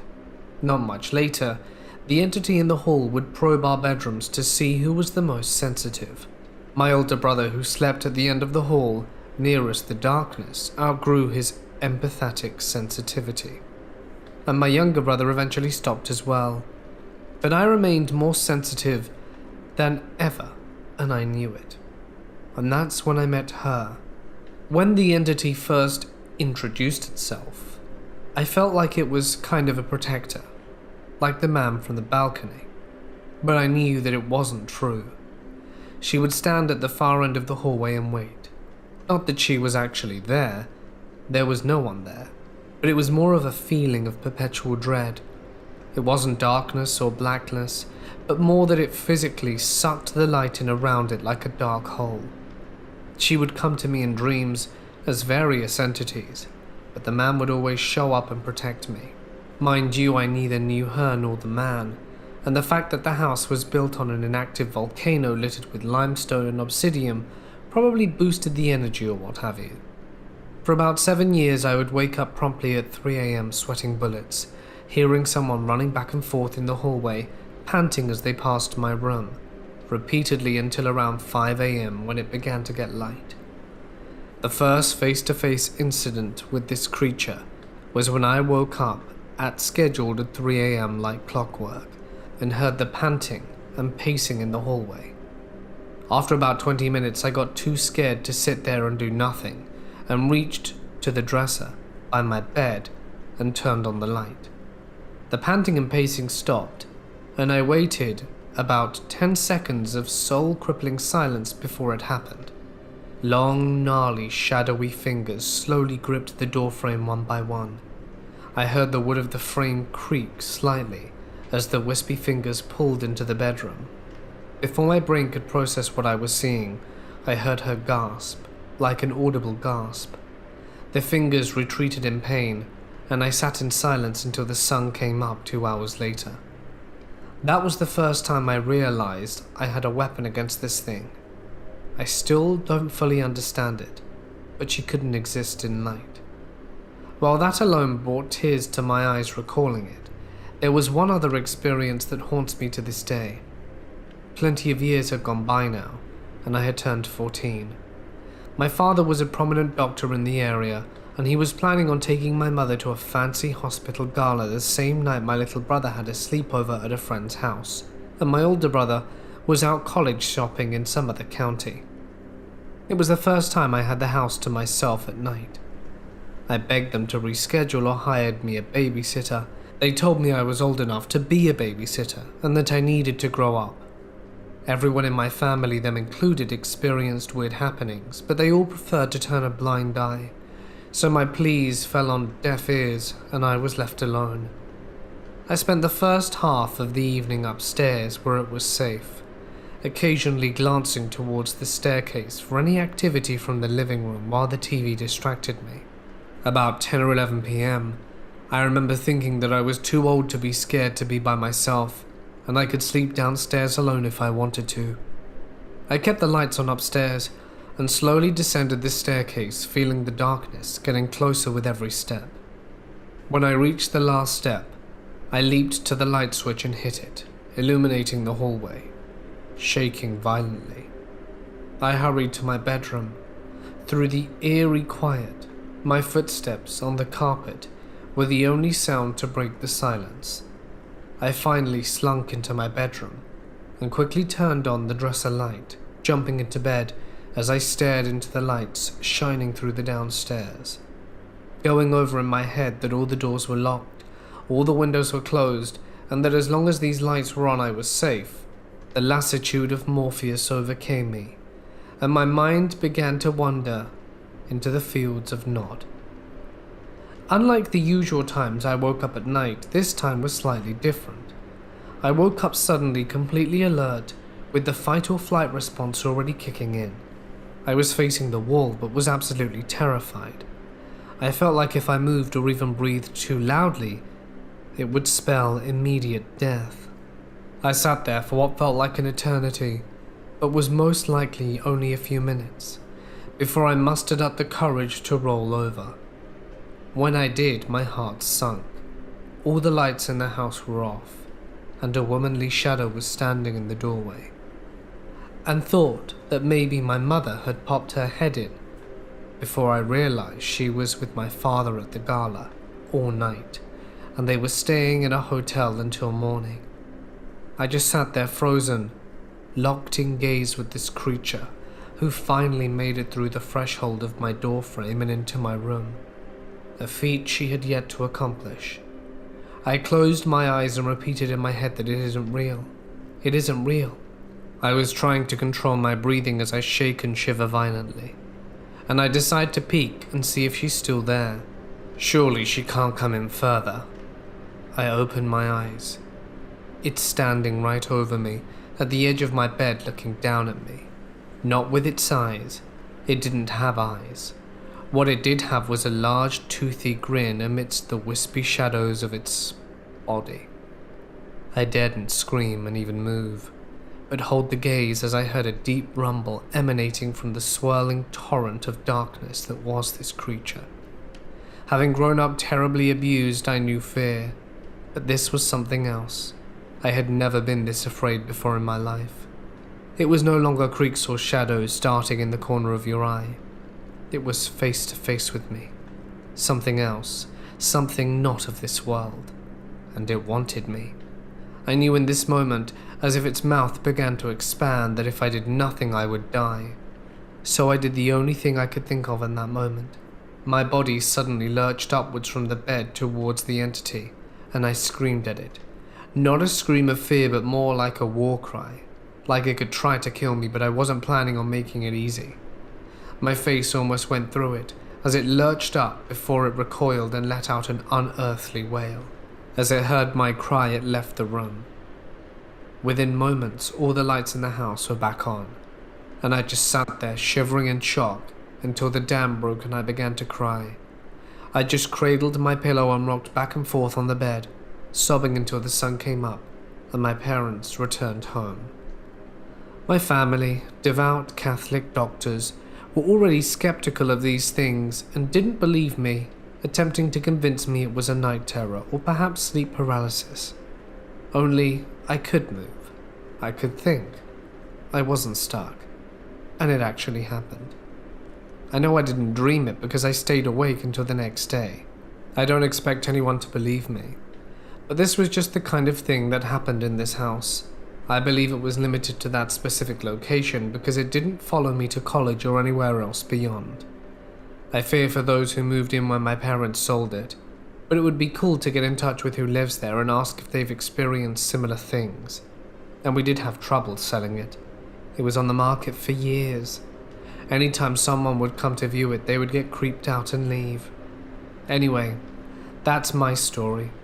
I personally don't believe in demons or anything gaudy, but I'll respect you if you do. If you have any theories on what it could have been, feel free to comment. This story takes place nearly 30 years ago now, and is a memory I have spoken a lot about in therapy. The day was like any other. I got up in the morning, tired, and really couldn't be bothered to leave for school. But my mother was at my door, nagging at me to get up. I open my eyes and take a good look around my room, spot my uniform on the chair from yesterday, and get ready to have a shower. Within about half hour, I'm ready to leave to school. I put on the bare minimum of makeup that we were allowed to wear and go sit at the table to have breakfast. I see my brother watching TV, and my dad is reading the newspaper. My mum looks like she's getting ready for another day of doing whatever she does at home, cooking, cleaning, and the like. She was also about 8 months pregnant. So we're just there having small talk before I look at my watch and realize I have to make the groggy journey to school. I walk down the 5 or 6 flights of stairs until I get to the bottom floor and slowly make my way out. I make the bus in good time and reach school before the bell. Now, school was a blur, and I don't remember what time it happened exactly, but from one moment to another, the ground started to shake. Earthquakes are not that uncommon where I live, but this one was different. This one was huge. We were instructed to all get underneath our desks, We all had individual desks at the time, and so we did. I could hear girls crying near me, even guys. Everyone was frightened. The ground was shaking, the ceiling, I was so scared it was going to collapse on me, and thankfully it did not. By the time the earthquake was over, we left. But when we looked out, we saw that we were fortunate. The amount of carnage that had been inflicted on our city was huge. Buildings that I had gone past on my bus ride were no longer standing. Streets were covered in debris and rubble, and there were cries and the sounds of emergency sirens everywhere. As you can imagine, with any situation like this, the first thing you think about is your family. I wondered about my brother. The last time I saw him was watching TV. Or my mum, her baby. My dad. How were they, and the rest of my family? I desperately wanted to leave, to run home and make sure my mum was okay. My dad worked across town. I didn't know if he was safe either. My brother went to this exact school, but I'm sure he'd be fine, right? Doubt is what really frightened me. Not knowing if that morning had been the last time I'd see my parents, if my ungrateful ass and not saying thank you to my mum would be the last gesture that she'd remember me if she had perished. It was about 5 hours or so before the school let us leave. Thankfully, during that time I found my brother, who was a few years younger, safe and sound, and I think I cried more than I ever had in my life when I found out he was alright. But the fear still consumed my heart, and I needed to find my family. Things didn't go well from this point on. My dad suffered serious injuries and unfortunately lost his life to them a few days later in the absolutely oversaturated hospitals. When I was finally allowed to go home, or at least a semblance of a home, I realized that our house was no longer standing. It was an apartment building, and it had pretty much collapsed. Eventually, they found my mother. She didn't make it. These things still haunt me, and was one of the reasons I moved from that country a long time ago. I still don't know if I'll ever go back. I'm deadly scared of earthquakes. At the time of these events, my brother, my father, and I, a 16-year-old male, are road tripping through Nevada and California as my graduation gift. It was the end of August, and after a long trip coming from Las Vegas, cruising through Los Angeles and heading north across California, we decided to stay in beautiful Santa Barbara for a few days. My father finds a motel not too far from the beach, and we were all in wonder as to the movie-like beauty of the city we're staying in. In the evening of our first night there, being back to the motel shortly after feasting on greasy and savory pizza from Rusty's Pizza Parlor, and walking along one of the most beautiful beaches in the USA, I start to get bored in the room. After having watched the television with my father and brother for about an hour, to change the scenery a bit, I decide to peek through our room window. As I kneel on the raspy purple carpet floor and draw the thick and heavy curtains out, a sense of dread takes hold of my whole being. I'm startled by the thing I see right across the street, about 100 feet from my window. What I'm looking at is at odds with the beautiful, picture-like frame created by the motel lobby entrance arch, delimiting it from my field of view. A beautiful shadow and light setting created by the streetlight beam on the pavement of the other side of the road reveals this man, whose physical traits are hooded by the shadows cast down towards by the light. Right under the streetlight, he is standing half in the light, half in the dark of night, as if the knowing of the effect the light has on him. He looks like he's in his late 20s, early 30s, and stares right at me. his gaze like a laser beam, and I can feel it all the way down to my kidneys. I can't see his crazy eyes from the distance, but I can feel them, and my subconscious picks up on the intent, which isn't good. He seems to have waited for me to look at him for a long time, as if he knew it would happen. He seems to have known, just as you know when you'll hear thunder after seeing lightning. A few seconds after he's made aware of my awareness of his presence, still staring at me, he starts, in a slow clockwork motion, sliding his index finger sideways across his throat, underneath his jaw from right to left, over and over, as if he's silently telling me, "I'll kill you." That's right. As the floor beneath me starts to sink, and a little taste of metal overwhelms the top of my tongue, I close the curtains as quick as if my life depended on it. Then, I turn my upper body away from the window towards my father, and tell him what I've seen. He just kind of shrugs it off, talking over the baseball game on TV, and tells me to let it go. But I can feel, along with this calm vibe of arrogant carefreeness coming from him, a hint of uneasiness that I can taste in the back of my mouth. 30 seconds go by, and I stupidly kneel uncomfortably again on the motel carpet below the windowsill.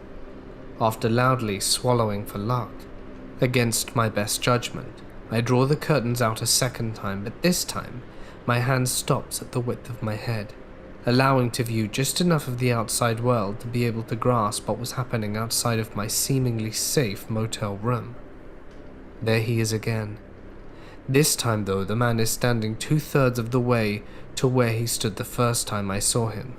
His facial traits are now darkened by the lack of streetlight, but I can still feel his crazy glare. He is under the hotel lobby parking lot arch. There's not much light there where he stands, but I can still perceive him doing his throat-slicing gesture, and is still communicating it to me through the pantomime. There is this desperate feeling of unfair doom in realizing that your poor vulnerable self is the target of something malicious, that doesn't know you as being with needs and fears, but knows and wants something from you which you are oblivious to. I'm starting to feel queasy and frightened. I close the curtain quickly once again and tell my dad of the man's presence, and he's approaching the room. I get on the bed, trying to concentrate on the TV to forget what I'd just witnessed. I don't remember if my dad looked through the window to confirm what was happening, but I remember him telling me to stop looking outside, if that's what was scaring me, and that we were safe in the room, which is locked. After what seemed like a few minutes passing, I peek again for the final time. This time the man is right in the parking lot, about 50 feet from our motel room, doing his gesture again. I start thinking that this man is probably mentally ill or something, and that I better stop looking at the window again. A clever thing to do, I tell myself. The man's behavior, although redundant and pathetic, nevertheless strikes me as being ominous and frightening. The night goes on with that feeling that even if I'm probably safe inside our room, there is this disturbed man missing a few cogs who's got nothing to lose outside the room, that behaves as if he wants nothing good for me. Would he be grinning or not? Would he raise his arms to gently tap the window while kneeling under the windowsill? I try not to think about it, and I sleep very uneasily that night. The following morning, not wanting to go outside of the room, I decide to stay in with my brother while my dad goes into the motel lobby to fetch orange juice breakfast and to speak to the motel clerk about the man outside. My father comes back after a few minutes with our breakfast and tells me that the clerk told him the guy who frightened me the night before is known in the area for his mental illness. He's probably a schizophrenic. And my dad then reassured me that the clerk told him he's not dangerous, and that we're safe staying there for a few more nights. Luckily, I never see the man again for the duration of our stay. Fast forward a few years. My father and I are reminiscing about our trip to California, and specifically about those days in Santa Barbara, when the mentally ill man threatened me with his finger outside our motel room as mentioned in the conversation. My father, as if relieved from not having to keep this secret anymore, lets out that the morning after that dreadful night, The motel clerk had in fact told him to be careful with the man. He had told him that in fact he was dangerous. My dad just didn't want to scare us by telling us the truth. I thanked him for lying to me that morning, and we agreed that we were lucky that we didn't see that man again. So me and this group of women, all of us friendly acquaintances that did group hikes, were hiking single file on a very thin trail through the mountains. My one problem with this group was that they insisted on talking loudly throughout the hike. I like to try and spot wildlife, so I ended up being in the front of the line in the hopes that I would see some critters before all the loud chatter drove them off. So I'm walking in the front, chilling, admiring all the thick forest and trees, and I take a step and put my foot down. As I do that, I hear a rustle, so I look down and I lift up my other foot to take another step. Less than an inch from my toes was this huge snake. I never saw how long it was, but it was around 3 inches in diameter and it started moving. Now this area had about 3 different types of rattlesnakes, along with copperheads, cottonmouths, and very rarely coral snakes. So I've been taught a healthy respect for snakes, as well as how to tell the difference between most of the species. I didn't even get a good look at the color before my hindbrain kicks in. This huge jolt runs through my body, like I stuck a fork in a socket. And before I even fully comprehend, oh hey, there's a snake, I'm 3 feet in the air and trying to travel backwards. I like to imagine it as one of those graceful anime leaps where they jump 20 back before a fight. But in reality it was more like a terrified cat springing into the air shouting, "Jesus Christ!" I crash into the woman behind me who yelps and turns to face me, but as she does, she spots the snake and starts yelling at the top of her lungs. I was the one who nearly stepped on it, and this lady was more scared than I was. Well, the snake is no fool and decides, screw this, I was just chilling and sunning myself and these ladies come along and start screaming. I'm out of here. Thanks for ruining my morning. It slithers off into the undergrowth, and when it does, I see that its scales are pitch black. It is literally just a rat snake, both harmless and friendly. My grandma has 6-foot rat snakes living in her backyard, and she feeds them leftover chickens sometimes. Totally harmless. I felt like one hell of a fool, but that snake scared the bejesus out of me. And one of the other women took up the head of the lion for quite some time afterwards. My dad passed away in a motorcycle accident about 10 years ago, and after he passed, weird stuff started happening at the dorm when I got back. The clock would fall off the wall and change time, batteries would separate themselves from remotes, and bangs and knocks were regular.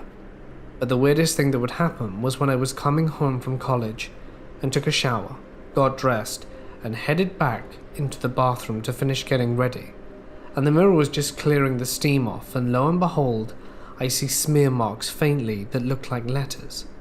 So I tip the mirror because it's one of those triple pane medicine cabinet mirrors, and I see, "Hey," spelled out in his handwriting, with the elven eye symbol from Lord of the Rings that my dad would put everywhere.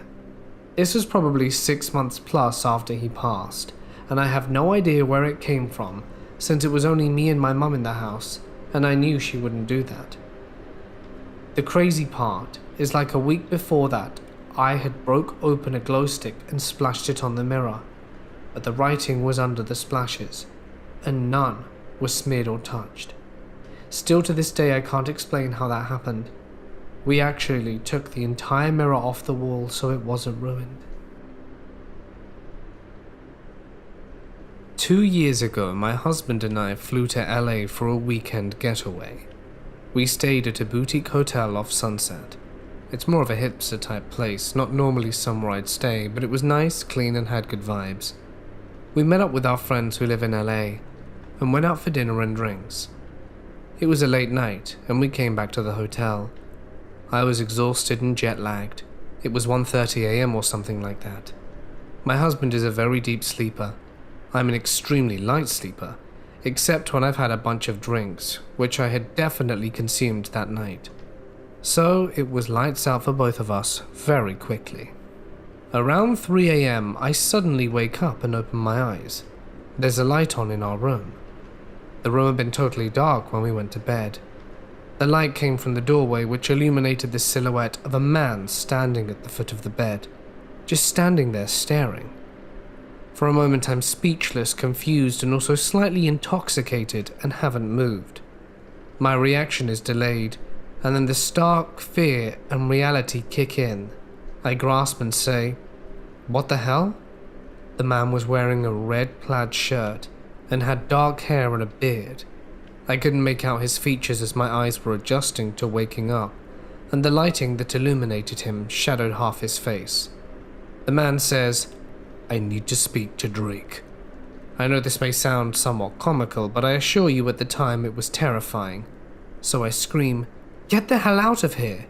which jolts my husband awake, who immediately sits up and sees this man at the foot of our bed. My husband is 6'5", which may not be evident given half his body is underneath the bedding, but either way the man responds, "Sorry, wrong room," and bolts out, slamming the door shut behind him. My husband jumps up and runs for the door, but I stop him from going outside into the hallway.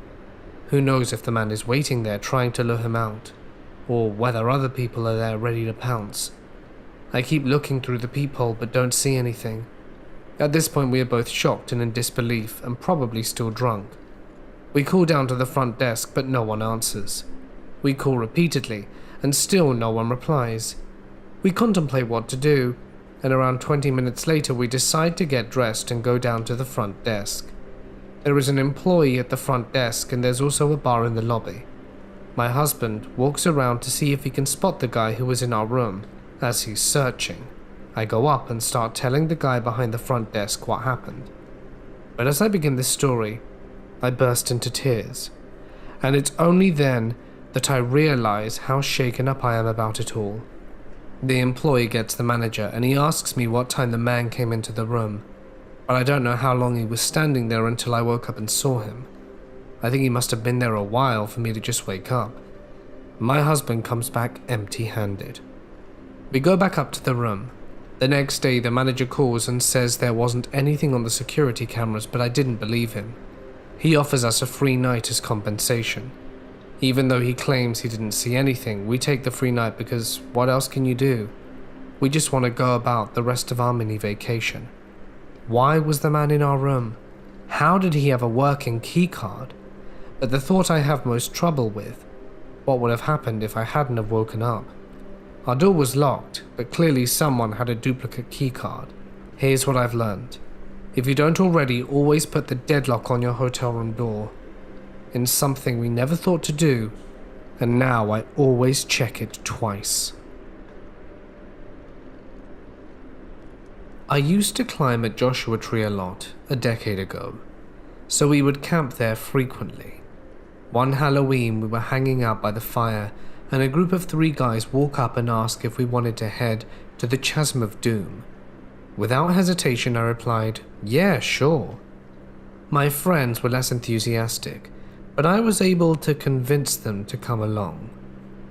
This place had a certain amount of legend surrounding it in Jade Tree climbing circles, so it was somewhat known to us, but we still had yet to get there.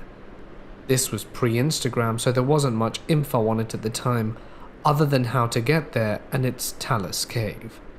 As we walked over, the guys were filling us in on the tradition of the chasm.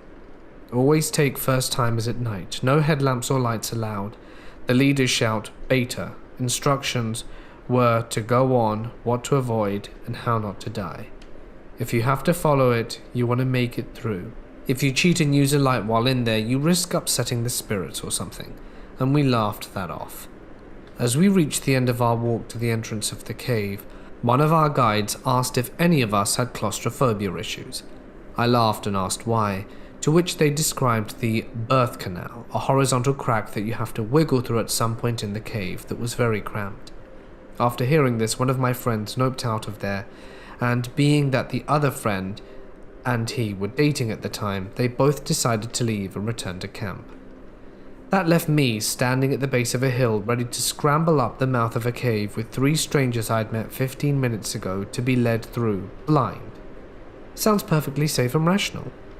We scramble up over boulders, under boulders, past yucca sprouting from cracks, rats scurried around, and the mood was starting to rise above the mountains across the valley as we reached the mouth of the chasm. It was a vertical crack no more than a few feet wide. We file in one by one, with the leader instructing us where to step, where to place our hands for balance, and warning us about protrusions from the ceiling so we don't hit our heads.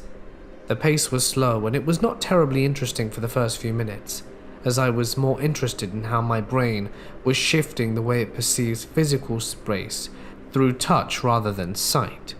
In the complete darkness, I was constructing a 3-dimensional map of the cave in my head. It felt like I was looking at the physical space, even in the pitch black. For a while, I remained more fascinated by this than the actual activity, up until the point where the ground had been relatively flat with some small obstacles to avoid so you didn't trip and fall on your face. The leader had just instructed us that there was a large boulder you had to crouch under, and then immediately after there would be something that you had to climb over. He did not state any details about these objects, so figuring out your way around them was all up to you and your appendages to identify the parameters of the space that you were in and how to navigate it. Again, this all felt fascinating until I tried to climb over it. I was last in line and everyone was still here, so I knew that moving forwards was not going to result in my death or anything, but my confidence was completely sucked out of me by a very simple comment by the leader. When you climb over, make sure you stay to the right. If you go too far to the left, you'll fall. At this point, the wonder of the process of navigating through the cave gave way to a growing sense of anxiety over real risk or injury. My relaxed state was now being corrupted by scenarios of falling down a hole in complete darkness. To make matters worse, when I gingerly tried to reach down to the other side of my toes to find solid footing, all I found was air. I wondered how far down was ground beneath me. Was I in the wrong position? Am I dangling over a potential fall? I had long gotten over my fear of heights thanks to climbing, but this created a unique form of vertigo. All the physiological responses were there: tense muscles, anxiety, disorientation, and I felt stuck. Part of me wanted to go back, but being that everyone had already passed it, the thought of navigating my way back out solo seemed not only risky for my physical well-being, but my pride too. I was tense with anxiety, but convinced myself to just commit to whatever drop there was. I let it go, and started to fall. A total of 2 inches. Along the way there were more situations like this, including some sections that required climbing blind, making a wrong turn and backtracking. Even though I had come to realize that my anxiety was also flying blind, I tried to rationalize it away. It still persisted. It didn't help that the leader was dramatizing every danger to make us think we got lost. We all talked crap to lighten the mood when it got too much. Finally, we got to the birth canal. They worked their way through it, and I listened to each of their complaints as they struggled with it, hoping to have an easier go. I wasn't terribly claustrophobic being stuck in a tight place in the dark, but it wasn't something I wanted to experience. I turned around, lied on my back, and started through head first. If you can imagine a penguin trying to move between 2 mattresses on his back, you can imagine the position I was in. Movement was slow and restrained. My back slid on a slab and my chest was pressed against the roof. I got stuck. I had to back out a bit, move in a slightly different trajectory, and find a spot that had more clearance. Finally, I made it through and had to climb up about 10 feet until I rejoined the group on the top of some boulder.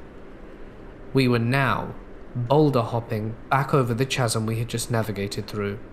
Essentially, it's just a crack in the rocks and large boulders would fall in and get stuck, essentially creating a roof. To continue, we had to head back the way we came, following the chasm back. It felt like we were in a Donkey Kong level in a sense.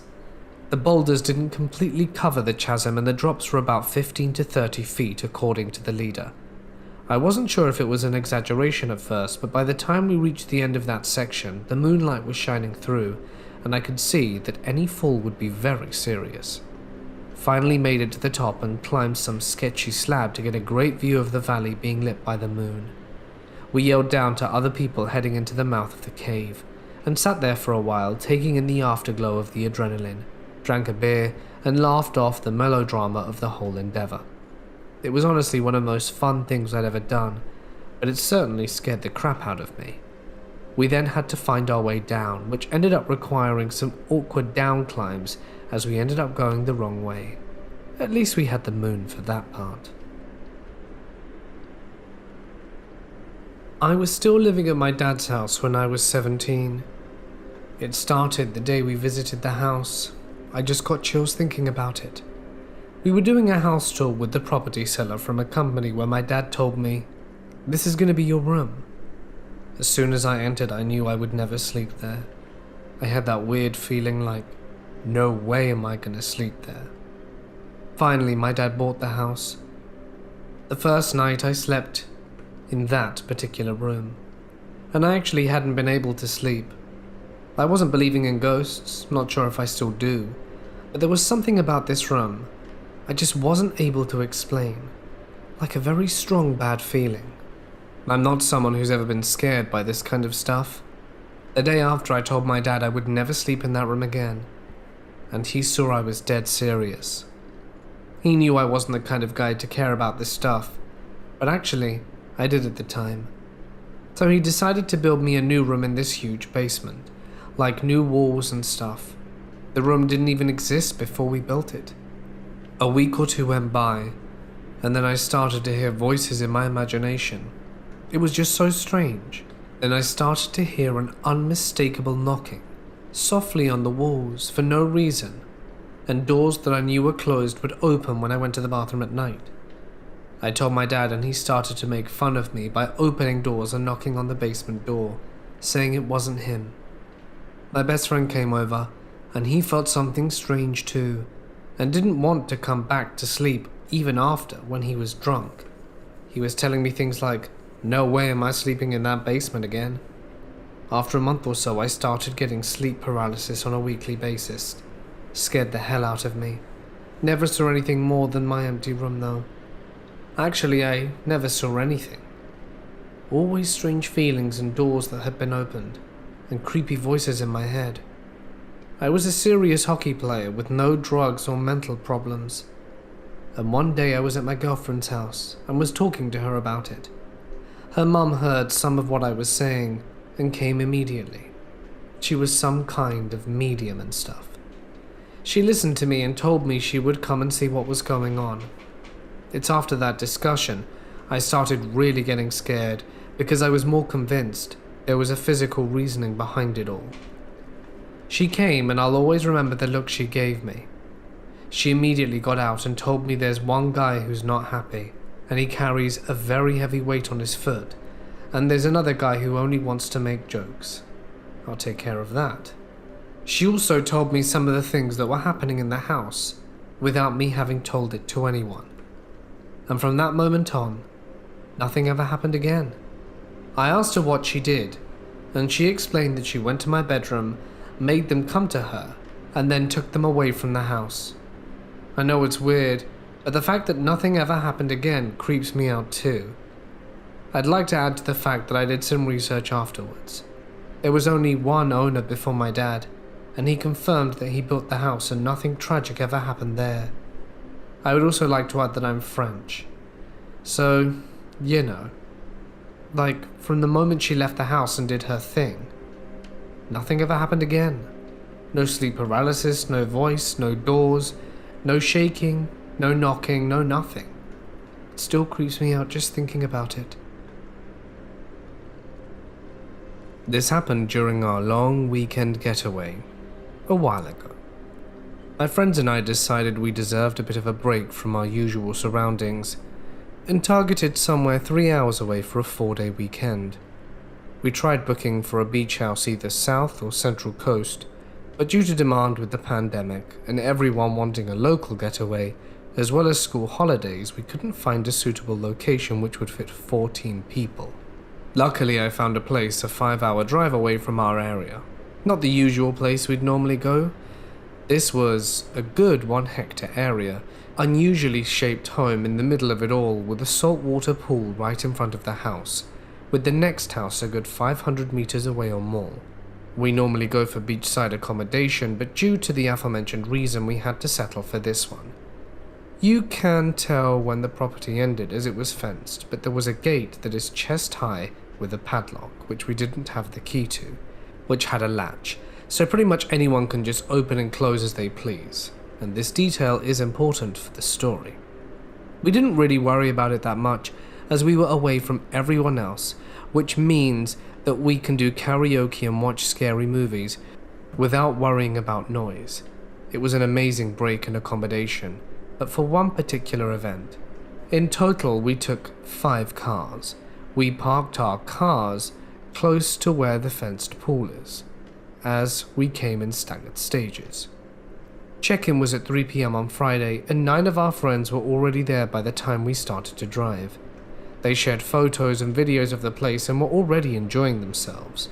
The views and facilities, myself, my fiance's sister, and 2 other friends left close to 7 p.m. and got to the area past midnight. It was a creepy drive for the final 2 kilometers as it was extremely dark, and you have to drive past tall trees with no lampposts and cross the train tracks to get entry out of the place. Our friends greeted us at the gate, as they were worried about the darkness. We parked our cars, caught up with them before heading to bed at around 2. Saturday came and we had brekkie, went up for a drive up north to check out the sights, and went back before dark as we needed to use the outside grill for our dinner. I didn't really want anyone to hang out outside in the dark as there's no visibility, and can't ever be too safe. We had drinking games inside, the girls did karaoke, while taking soju shots until 3 a.m. The next day, the topic was the fun that we'd had the night before, and one of the girls threw up from all the uncontrolled drinking. We had late breakfast and planned to have sausage sizzle, which is grilled sausages squeezed in a piece of white bread with caramelized onion and your choice of barbecue or tomato sauce. For lunch again, when that required the outside grill. I wasn't fast as it was 2 p.m. and most of us were just hanging in the pool area, which was adjacent from the dining area next to the grill. As we were eating, my view is towards the cars, and where we would be coming from if we decided to go to the pool area from the main house, when I see this woman wearing a pink bucket hat, and I was wondering who it could be from our group, and quickly realized she wasn't part of our group. I thought she was one of the distant neighbors, and we were too loud the night before and that the noise traveled and she was there to complain. Others thought that she'd booked the place and maybe there was a problem with the booking. But she approached and said, I apologize, I know you guys are here to have fun and have a bit of a break, but I used to own this place until it was turned into an Airbnb by the current owner. By this time she was standing in front of us in the center, and she took off her hat and we saw that she's most likely been through chemotherapy. I sold this house in 2018, and it was a very hard decision. I was wondering if I could take a look inside the house and maybe quickly show my friends what it looks like on the inside, as it's an architecturally designed home and very unique. My fiance's brother quickly said, no, while some of the girls were looking at each other considering her request, as she seemed genuinely emotional and looked like she'd been through something. I followed up with, we're checking out tomorrow morning. I can contact the current owner and let her know that you want to check the place out after we leave. She quickly responded, no, it's alright. Are you guys from Sydney? We responded that we were, and she said that she now lives round there too, and is staying nearby for the next week, and was trying her luck in having a look at the house.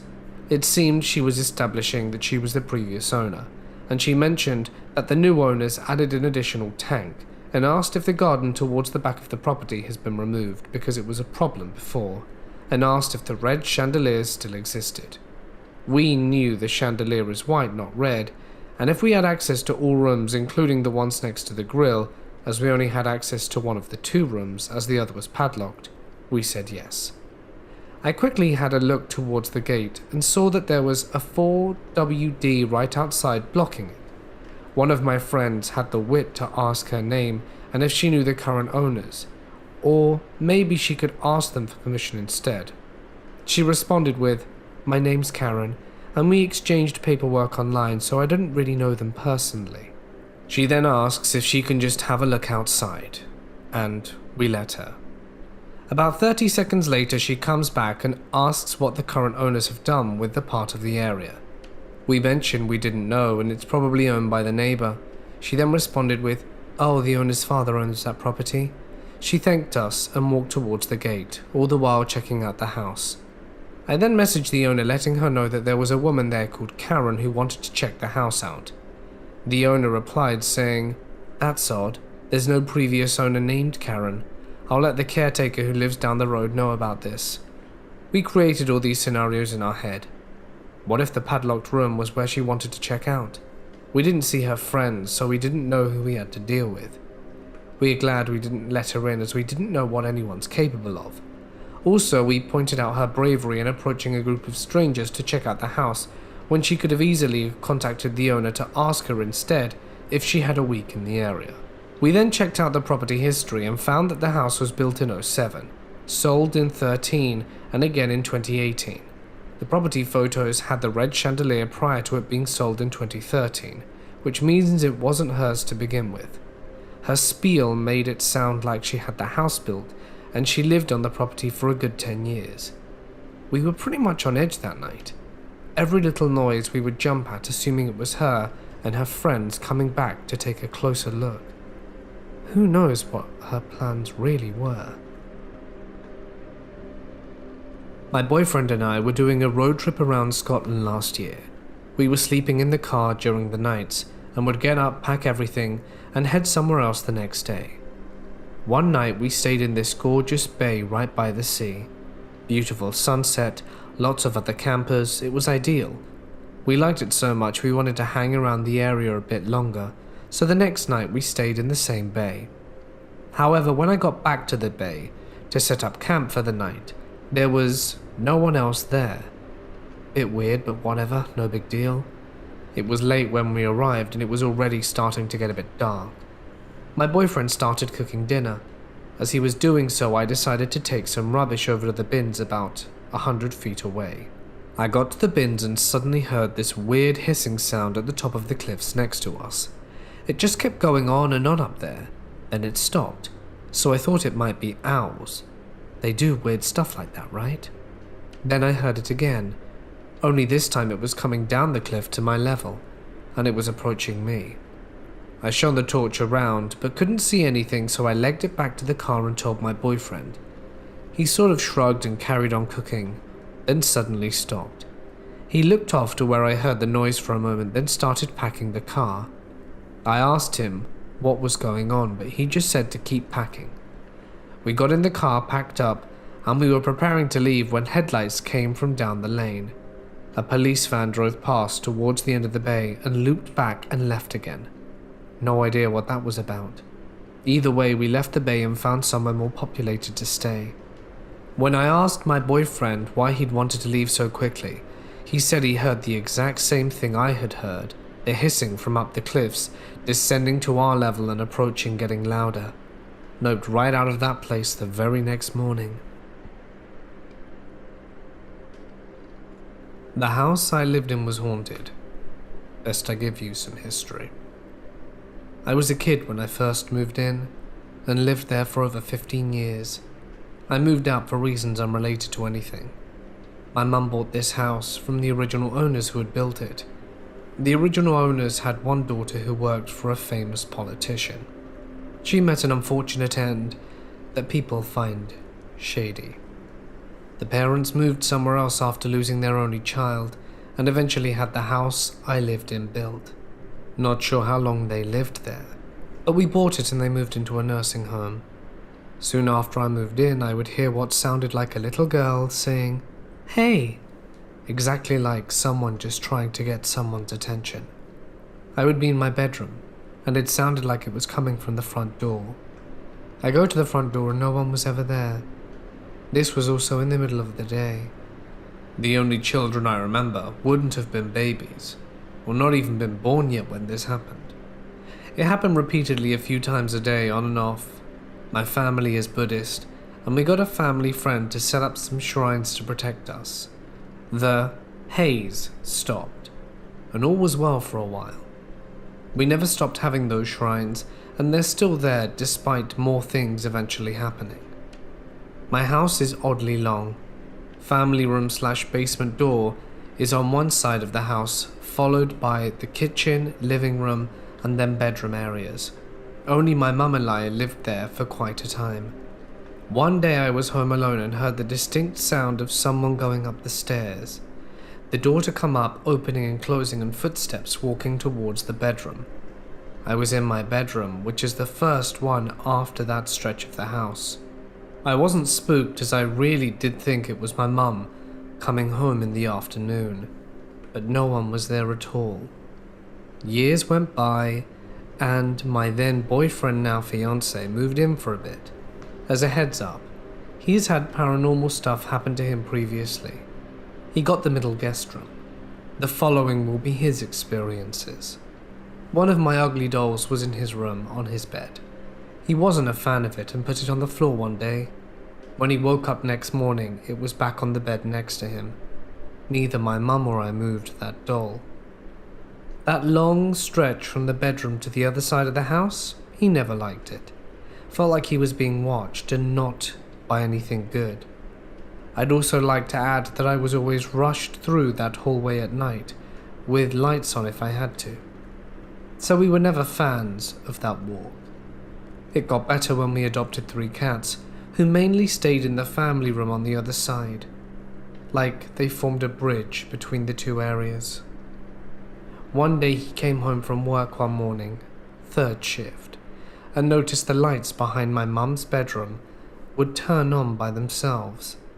They didn't have any motion or timer. My mum was at work. I have also seen a door that was open later be closed without anyone around, but I didn't witness the act itself. Another thing I heard a few times was the sound of a bouncing ball outside my house.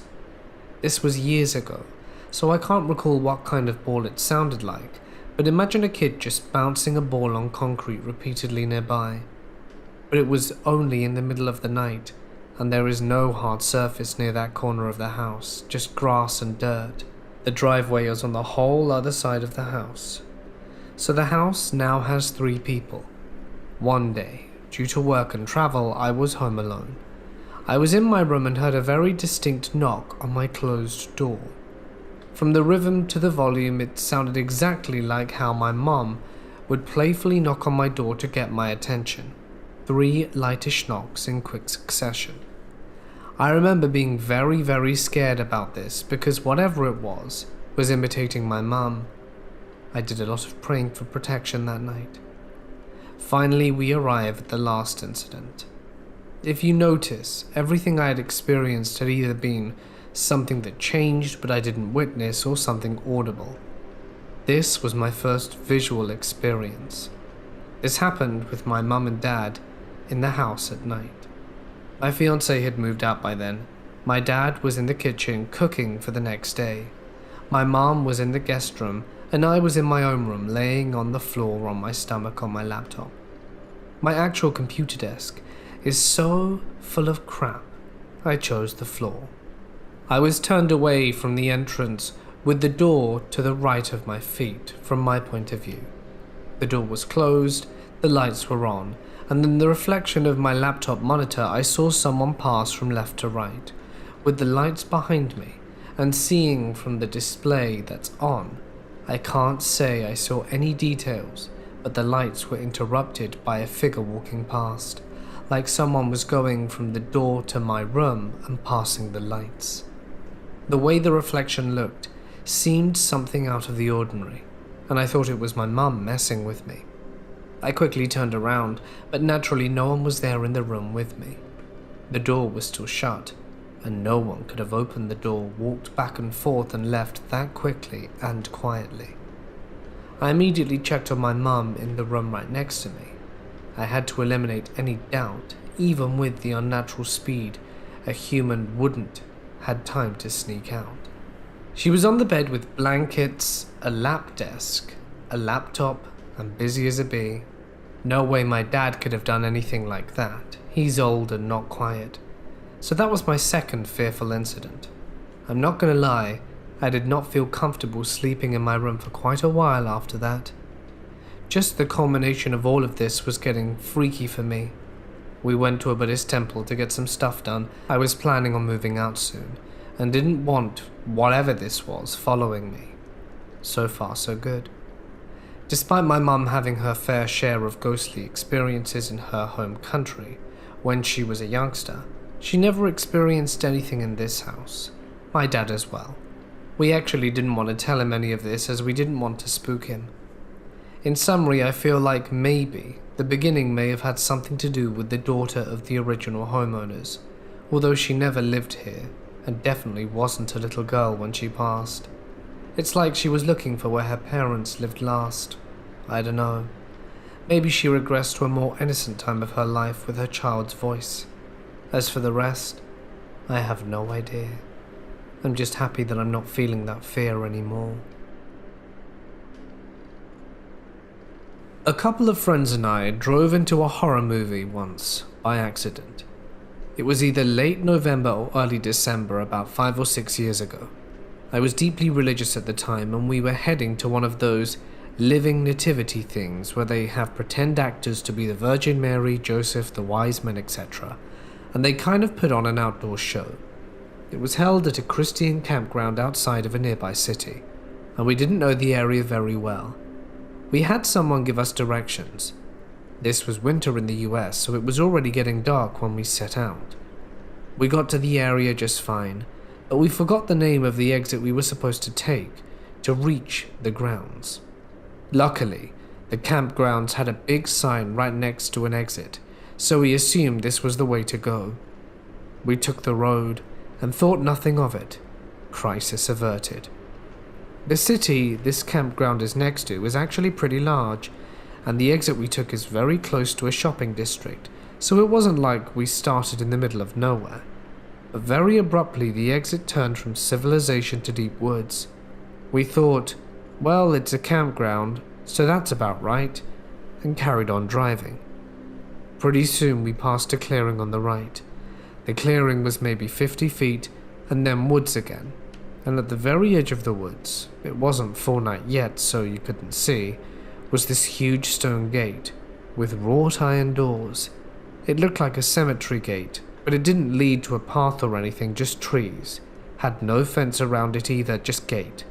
So we kept going, remarking to each other that it was kind of creepy, but still we didn't think much of it. It was starting to get foggy at this point. I felt like maybe I should point out that despite it being winter, it wasn't that cold, and there wasn't any snow. A little while later, we came to some houses, and this is where things got weird. The first house was just standard white suburban house, but in the driveway, which was very short, was a van with all the doors open. The hazard lights were on too. The car was on, but nobody was in or around it, and the house was completely dark. We were a little nervous now, wondering if maybe something bad had happened, like an accident or something, and the driver of our car slowed down to look. Then my other friend in the front pointed ahead, and it turns out all of the houses on the street were like this on both sides of the road.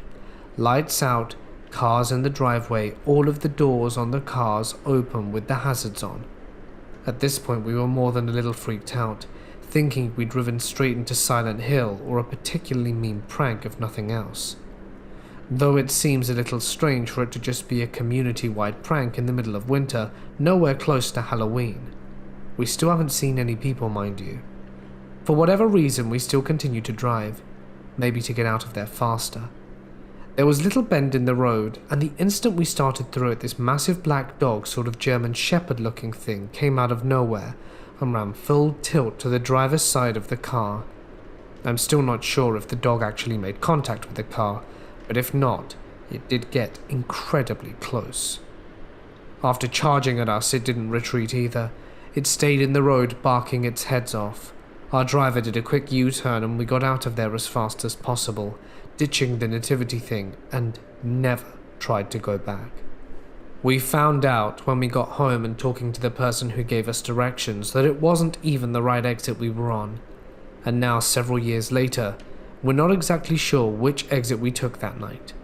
All I know is I'm glad we chose to get out of there when we did. I didn't want any part of whatever was going on that night. Hard pass, no thanks. This happened about 12 years ago when I was 15-16. Me and my parents took a trip from Pennsylvania to New York City to visit a foreign exchange student called Francis. We previously hosted him.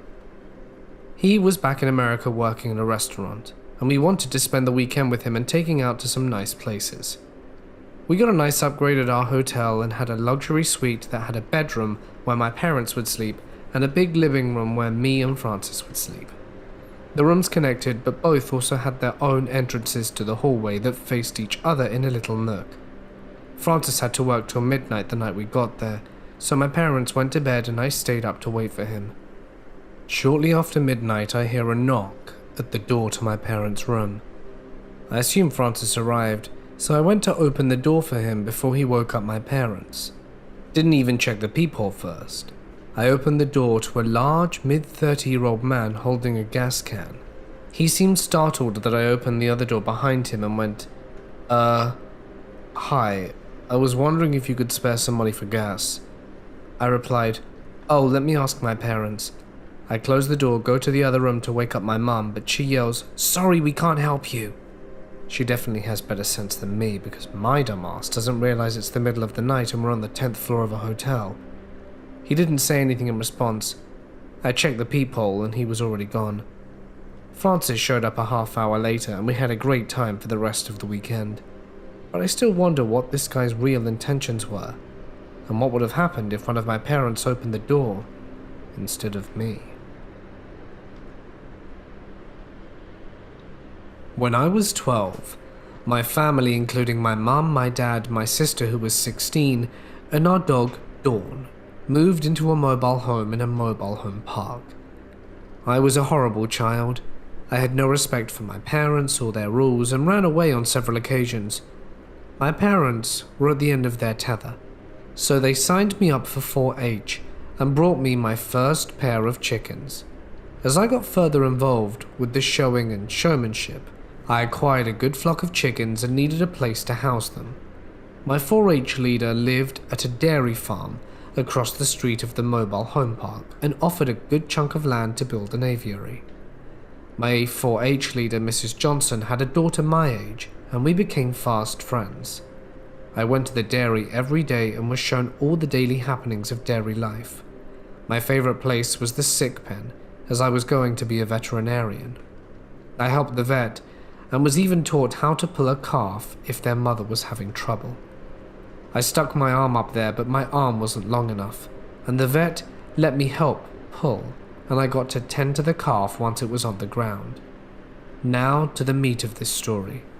My friend who lived in the dairy would love taking off our shoes and socks and walking through the cow pens, where there was thick manure, and it was slowly moving across the deep parts.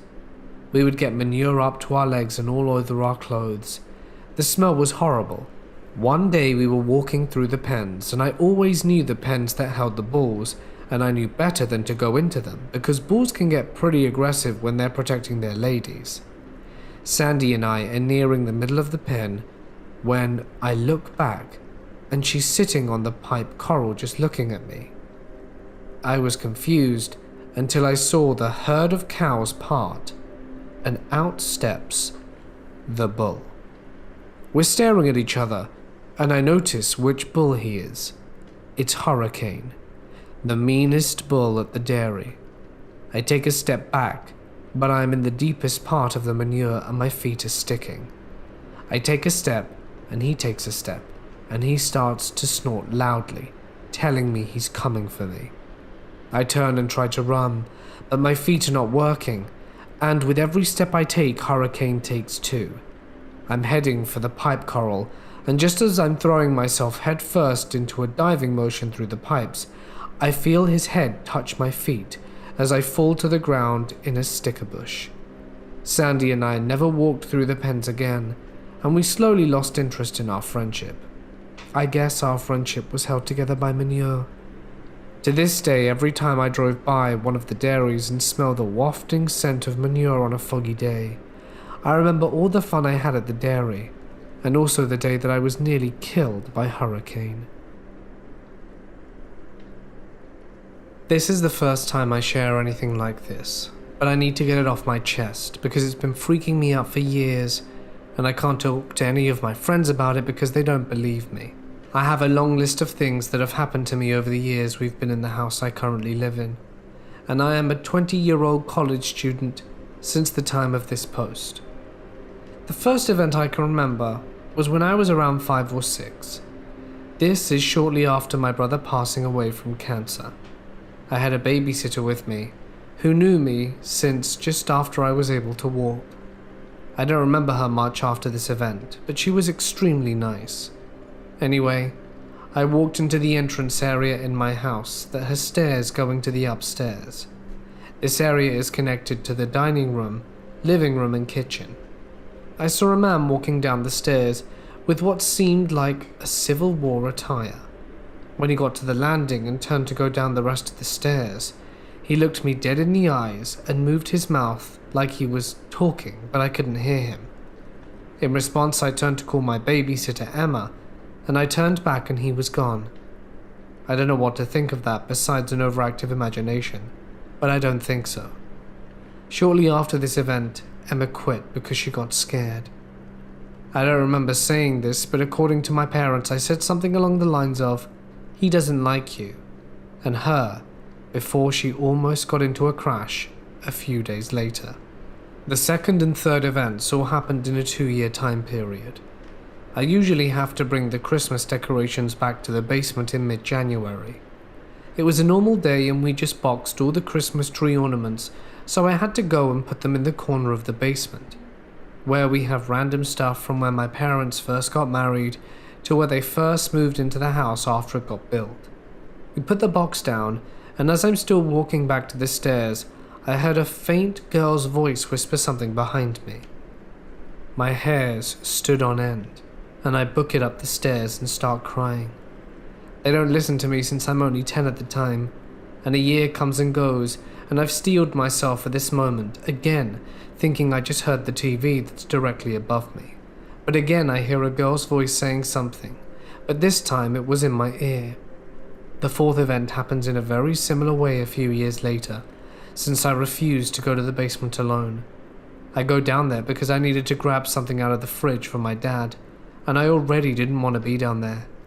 Just as I'm leaving, I hear a girl laugh, coming from the corner of the basement, where the other 2 events happened, and one of the pipes starts making a similar noise to a teapot boiling. This was the first and only time this ever happened in the house. The 5th event was from when I was around 13 to 14. It was late at night, and I was sleeping, and I remember when something opened the door to my room and walked in.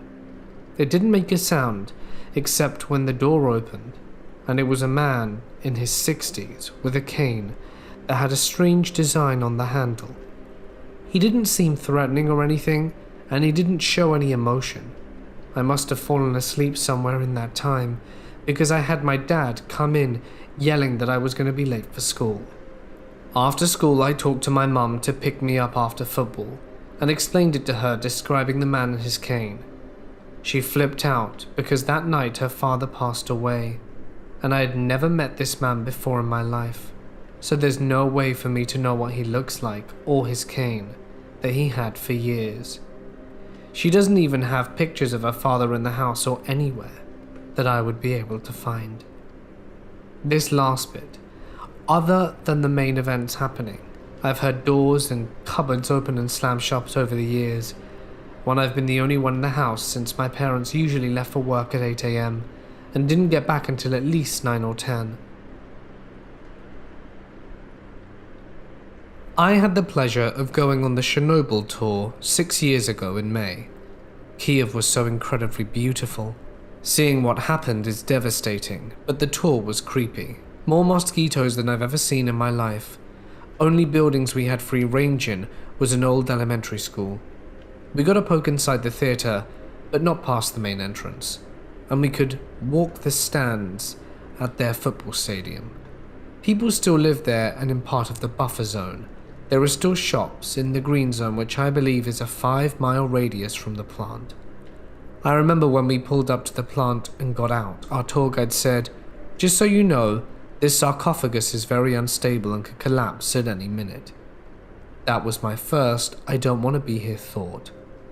On a side note, Ukrainians are some of the most hospitable, nicest and friendliest people I've ever met. I truly did not want to leave, and wish those still fighting for freedom their best of luck.